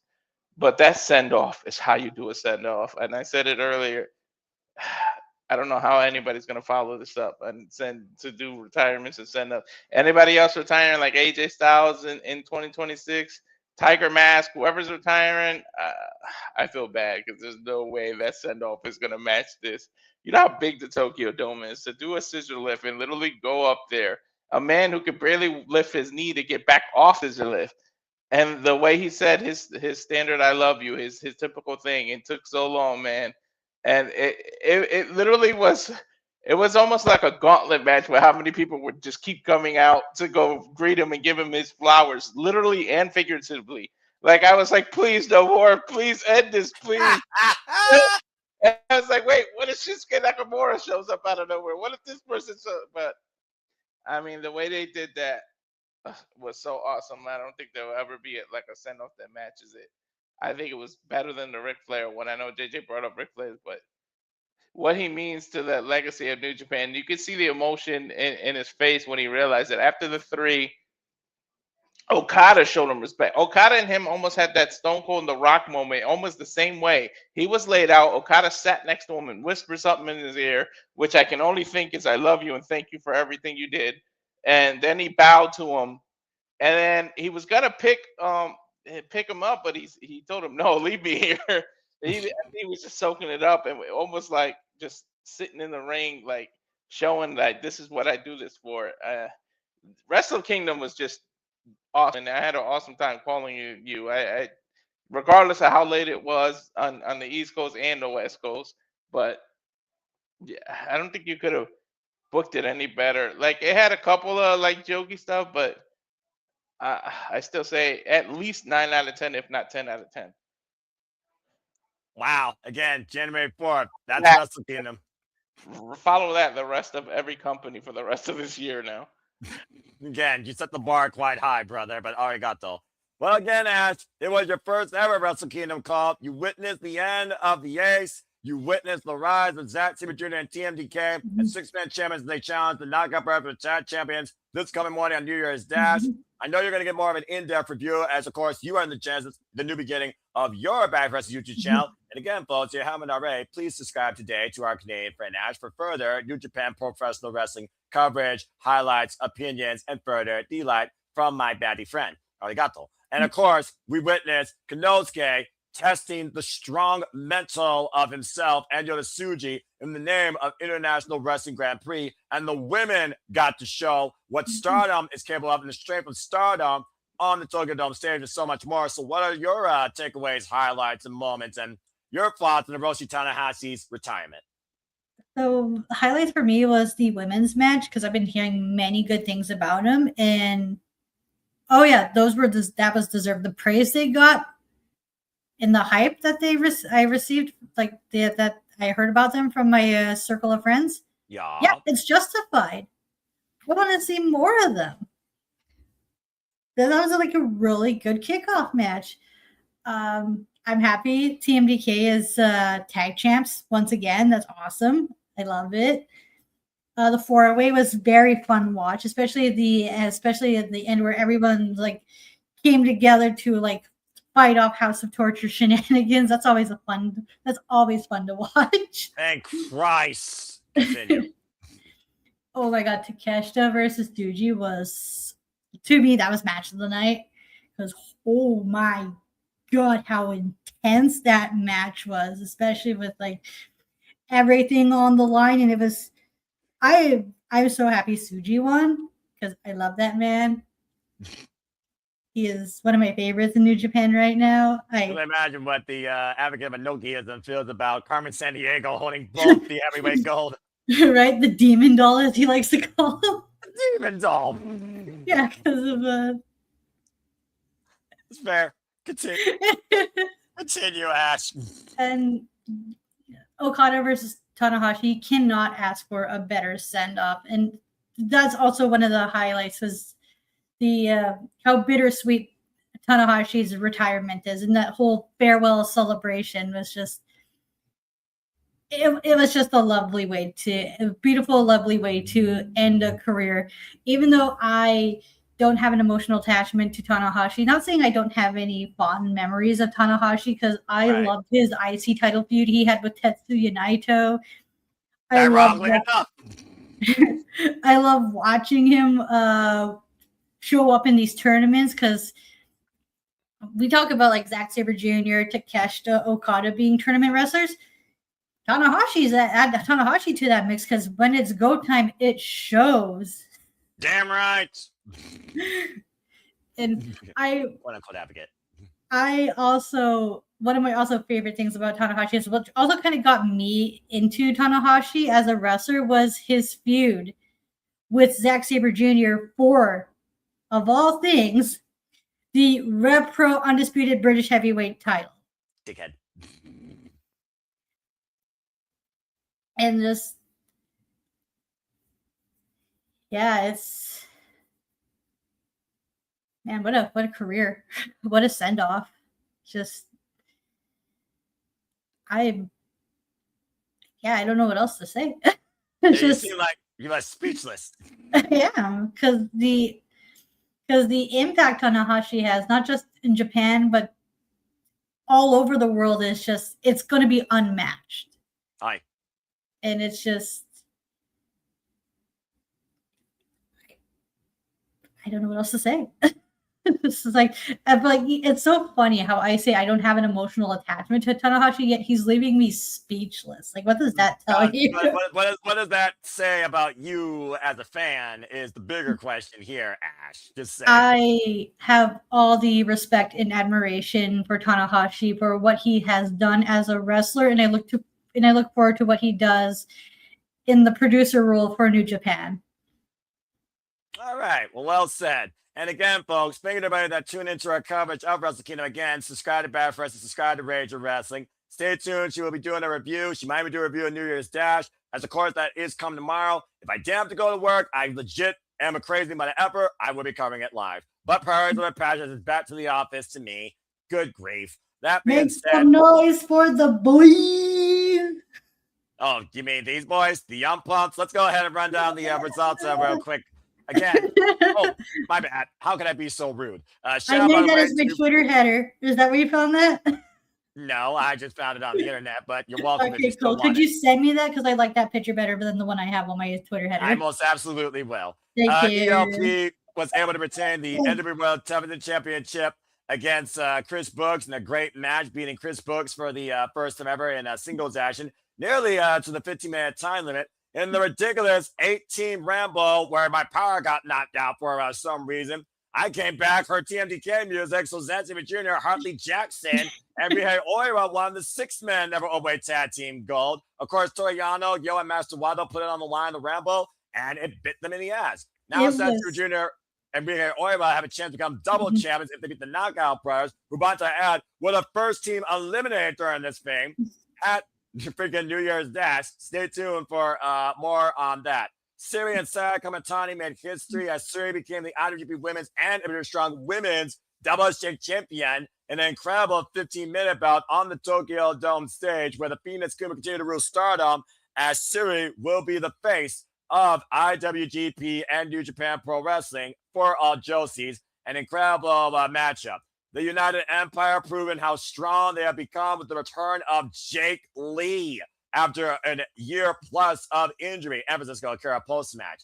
As United Empire stood a united front facing La Sombra, and of course Jake Lee picked up the win with that face break boot, of course overcoming unaffiliated War Dogs. Of course, El Desperado survived House of Torture Shenanigans and Donkey Games. He is the new number one contender for the IWGP Junior Heavyweight Championship. Thank Christ Almighty.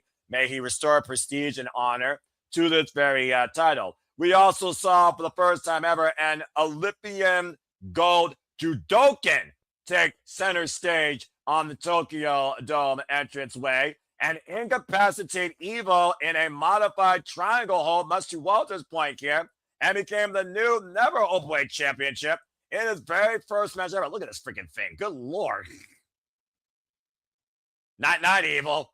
Trapped in a reverse triangle, much to Walter's point, and the arm literally braced behind Evil's head. It was almost like he was choking himself out. Great call, by the way, Walter. You're a freaking incredible MMA expert. Always brilliant, of course, with that. As you also alluded to, we, of course, also saw Battle of the Strongest Ideologies for the IWGP World Heavyweight Championship and IWGP Global Heavyweight Championship, as Gene Blast, Yota Tsuji, and Konosuke Takeshita faced off against each other one-on-one for the third time ever.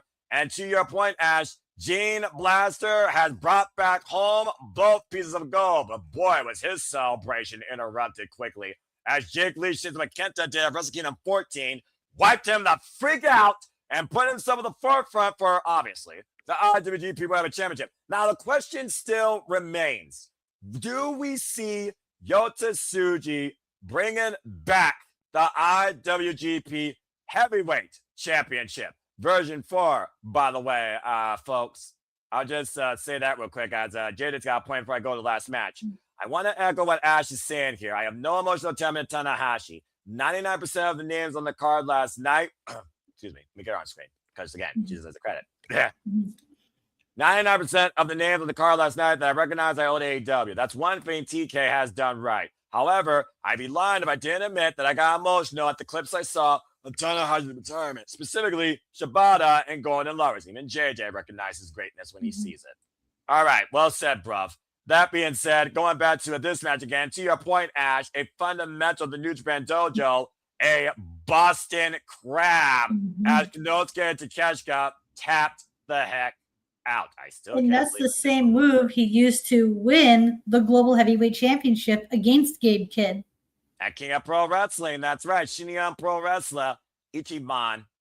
And of course, our main event, there's not enough hyperboles to talk about this incredible final match of heart and iron will and drive that Kazuchika Okada and Hiroshi Tanahashi left every emotion in the ring. Literally this morning, might I add, because literally it was this morning, of course. 30 minutes of absolute incredible pure wrestling chaos. See what I did there? As of course, these two face each other for the 18th time ever. And Kazuchika Okada's made the record 10-5-3 with the Rainmaker. And realize this, the man that brought the Rainmaker to Promise was the man that brought the original Rainmaker back in his final match. It was not Beach. It was Rainmaker Kazuchika Okada, pure New Japan form, that beat Tanahashi in the end. And to your point, he seemed tired, but he still didn't want Okada to help him get up. Yeah. And this match, you can tell, like, it's just, this match was everything it needed to be. It was the greatest hits. No kidding. And including freaking Bombardier and a PK. Shout out to Shibata Nakamura, by Hiroshi Tanahashi, as those three men were the three musketeers of their era. You could not have asked for a better send-off for Tanahashi. Except for this lineup of generational impact by the ace outside Kazuchika Shibata, who took his shirt off, slapped the man in the chest. I thought we were going to get an exhibition. Embraced the man with a wrestler you think is a freaking machine as he embraced him and stormed off. I love that. That was so adorable. And the fact that Kota Ibushi, with the bravery to walk down the entire Tokyo Dome entranceway on surgically repaired ankles to embrace a man he once held as one of his gods. And yes, folks, your eyes don't deceive you. That is Will Ospreay, Keiji Muto, Tatsumi Fujinami, an original owner of Japan Pro Wrestling, and the man we owe the giant screw leg with too. Switchblade Jay White, who is still injured. Kota Ibushi, who we never know if we're going to see him wrestle again. And Kenny, by God, Omega, that all embraced the ace that night. And of course, as I said, Tranquilo, it was not done yet. What the fuck? To Advocate's point, as long as both Okada and Tanahashi's entrances combine times 3, as he always is, what? Tranquilo. Asinayo. I don't know how. Sorry? Go ahead, Ash. I was about to say, I don't know how accurate this was, but during this moment, Tanahashi said to Naito, the door is always open for you. You could always come home. Yes. Naito literally said, if it wasn't for you, I would not be back in the cerulean blue one last time. As of course, we saw that for the last time, which was absolutely hilarious. And of course, they did the fist bump. What did he do afterwards? As Ngarbo, he spat in his face and said, adios. So will we see Naito ever again in New Japan? Probably not, but still a freaking hilarious moment to say the least. And we weren't Never there by a in the long world of pro shot. wrestling. What did you say, Ash? Go ahead. I was about to say never in the world of pro wrestling. Yeah, ain't that the freaking truth? You definitely aren't wrong there. As of course, Tanahashi, he gave all his love that professional wrestling has given to him, and all the love the professional wrestling fans have given to him one last time, with not one, not two, but 3 rocking concerts. The ultimate wave in front of its final dream, a sold-out Tokyo Dome, over 47,000 strong. And to Ash's point, went up the entranceway, didn't leave us yet, as he took to a scissors lift podium, pushed by the NJPW locker room with a microphone, saying arigato to the entire upper film of the dome, thinking each and every one of those fans as much and as close as he could as he entered onto the stage with one last "I love you, watch through the lights, through the curtain." And that was the Tanahashi career. As of course, we also had the 10-bell salute to honor the career of Tanahashi. Nearly 3,000 matches later. And of course, we end with high energy being played over the speakers of the Tokyo Dome with a VTR timeline highlighting Hiroshi Tanahashi's career to one final message of love to culminate this one-of-a-kind incredible night. Again, what can we not say that Wrestle Kingdom 20 left in all of our hearts in that almost hour-long, to your point, celebration of Tanahashi's career alone that set us away from the Tokyo Dome. Just damn. Man, leave it to Wrestle Kingdom to set a high bar for pro wrestling standards for pay-per-views of the year, right? Yeah, and they're not done because tomorrow technically they got the New Year's Bash going on. Yeah. And we know that freaking Konosuke Takeshita, easy for me to say, will be part of New Year's Dash. By the way, I want you all to notice something that Konosuke was wearing. That red band on his arm representing strong style, that is the same exact color of the attire once worn by one Shinsuke Nakamura. Oh, he did a Nakamura tribute too. That's so cool and sweet. Shinsuke Nakamura, one of Konosuke Takeshita's idols and biggest inspirations, as we all know. And again, folks, that was Wrestle Kingdom 20 and the closing of the career of Hiroshi Tanahashi. This was the final sight before it finally went off the air. Again, arigato to the ace and arigato to each and every person that got involved with us in that watch long, one point or another. It's absolutely insane. I don't think we can play it because we might get taken down copyright straight from TVSIE. I'm not playing it. That's just there because of a screenshot GIF, apparently. That's just a picture. Good. Okay. You think about last year's Wrestle Kingdom, where Shota Umino said he was to be the future. Took Sensei Jr. to 45 minutes. We still did not fully buy into that card. With the memory Tanahashi left on us in this retirement alone. Ash, you and Walter are already calling this a pay-per-view of the year. We're only 4 days freaking in. Well, contender. Yeah. I just said it set a high bar. That's it. Well, I'm about to say, top this shit. How about that hot take? But again, thank you, Hiroshi Tanahashi. And again, what a phenomenal night of professional wrestling it was with the Women's Championship, the Global, and the Heavyweight Championship, Tanahashi's final match, and of course, this closing ceremony of appreciation. Daggum, I gotta go rewatch all that. And thank you, Aaron Wolf, for beating Evil. I'm so damn happy about that.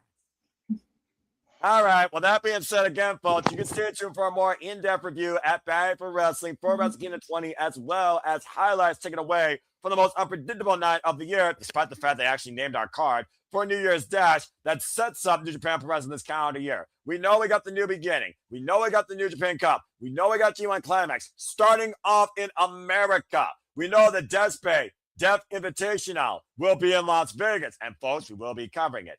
Will we be covering other stuff outside the G1, New Japan, Sakura Genesis, Dominion? You're just going to have to stay tuned and see. But honestly, that's all up in the air depending on how our schedules work. For we love Shinyan Pro Wrestling, New Japan Pro Wrestling. And if last night today didn't show us anything else, New Japan is in a very good spot for the future.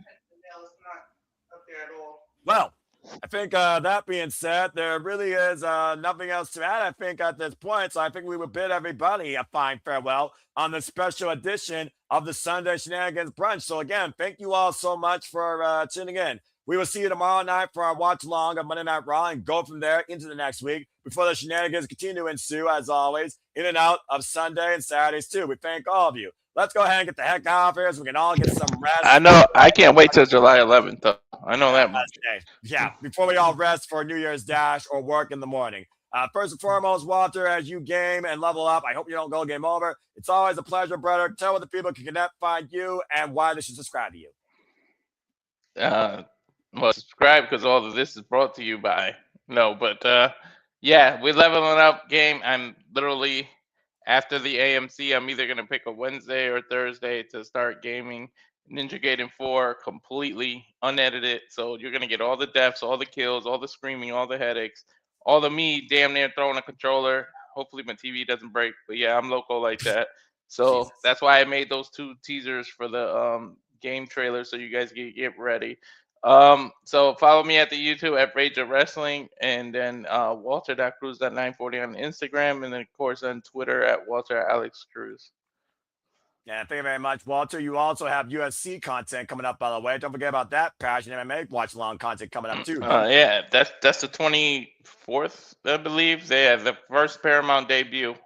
So I got to figure out who to either. I'm gonna do that solo or figure out who to do that with, because of what we talked about off air. So we'll see. But yeah. All right. Well, fair enough, man. But again, don't overwork yourself. You may be reliable, but you're also only human after all. Appreciate you. Ash, again, you really shine in your passion for Senior Pro Wrestling and your knowledge. It was so much damn fun previewing this with you moderating the preview panel. I hope it's not your last one you get to lead a preview on, because I would love to see predict Dominion and Sakura Genesis with you and collab further with you. But I more so look forward to what you bring to your channel now that you're in the new beginning of your ventures now as a content creator once again on YouTube. So go ahead and tell where the people can find you. You can find me on X, the app formerly known as Twitter, at ShadowBadAsh, contributing into the spaces. And don't be a dickhead. Subscribe to my YouTube channel at Baddie for Wrestling. Be on the lookout for the double feature of Wrestle Kingdom 20 review and New Year's Dash review, as well as some other upcoming content in store for you. But mostly I'm just going to be focusing on New Japan for the time being, because I love New Japan Pro Wrestling. It makes me so happy. Aye. That and Stardom, they're my go-tos. There's a reason for that. Thank you so much, Ash. Again, arigato. And I look forward to the next time we collab. So please keep me posted. And again, folks, you want more New Japan Pro Wrestling coverage that's batty and enjoyable? Subscribe today to Baddie for Wrestling and follow along for the year. She won't disappoint you. Appreciate you, Ash. Again, folks, you want to find me? I'm anti-social, but simply put, I'm a lifelong fan of professional wrestling. My voice is shot, so I can't go Mr. Crocker full style tonight. So again, find me if you want, mfoster916 on the X and on YouTube as always, whether I'm moderating, simply predicting, participating, or covering all the wrestling, or lightly gaming, because believe it or not, I have a PlayStation. Once in a while, I do game too outside sleeping. It's always a joy engaging with my friends of the Symbiote Studios family for everything we do in and out of professional wrestling, stateside and internationally. But as always, I like to conclude, there are no winners, there are no losers, there are no betters, just fans with opinions with this passion we all share. So at the end of the day, folks, support one another, respect each other, protect your mentality too, treasure your family just for life, and enjoy gaming and professional wrestling. It is truly as simple as that. But with that being said, thank you so much once again for everybody that has tuned in across the entire weekend for Wrestle Kingdom coverage and then some. And of course, participating in the conversation. What's that? Shout out to Nick Ferrantes, by the way, who his order must have burnt in the oven, or his technology dropped, or he dropped from melatonin GTSing. Again, we'll get more of Nick's takes and absolute absurdity. James Hebert surpassed levels of stupidity, I'm sure, here on the Shenanigans very soon, but we appreciate him always too. Appreciate all of you. Please don't subscribe, comment, and tell a friend. Hit the bell. Next video goes live on demand on any of the channels here at the Symbiote Studios. Hit the subscribe button, especially for her. Let's get her to 200. That is my resolution goal for Baddie for Wrestling, much like Walter's looking for 300. Let's get those numbers up. Let's talk about New Japan Pro Wrestling and Japanese professional wrestling more. Bring a highlight to the strongest style of professional wrestling on the planet. If you want to see more of it or hear more about it, simple as that. Again, hit the subscribe button, help my friends' channels grow. And again, stay tuned. The coverage, the content, the creativity, the passion, the discussions,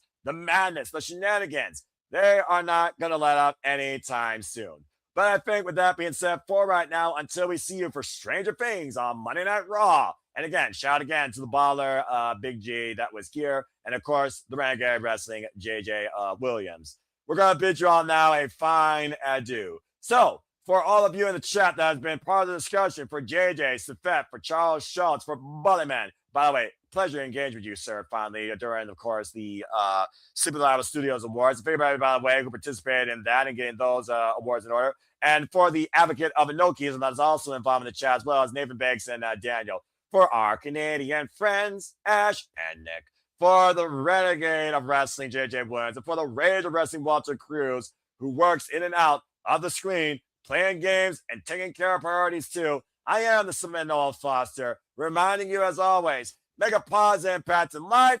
Have a good night. Thank you, Tanahashi, and thank you all for tuning in once again to another special Sunday edition during brunch of your typical Saturday Shenanigans. Have a good night, folks, and we will see you tomorrow for Monday Night Raw.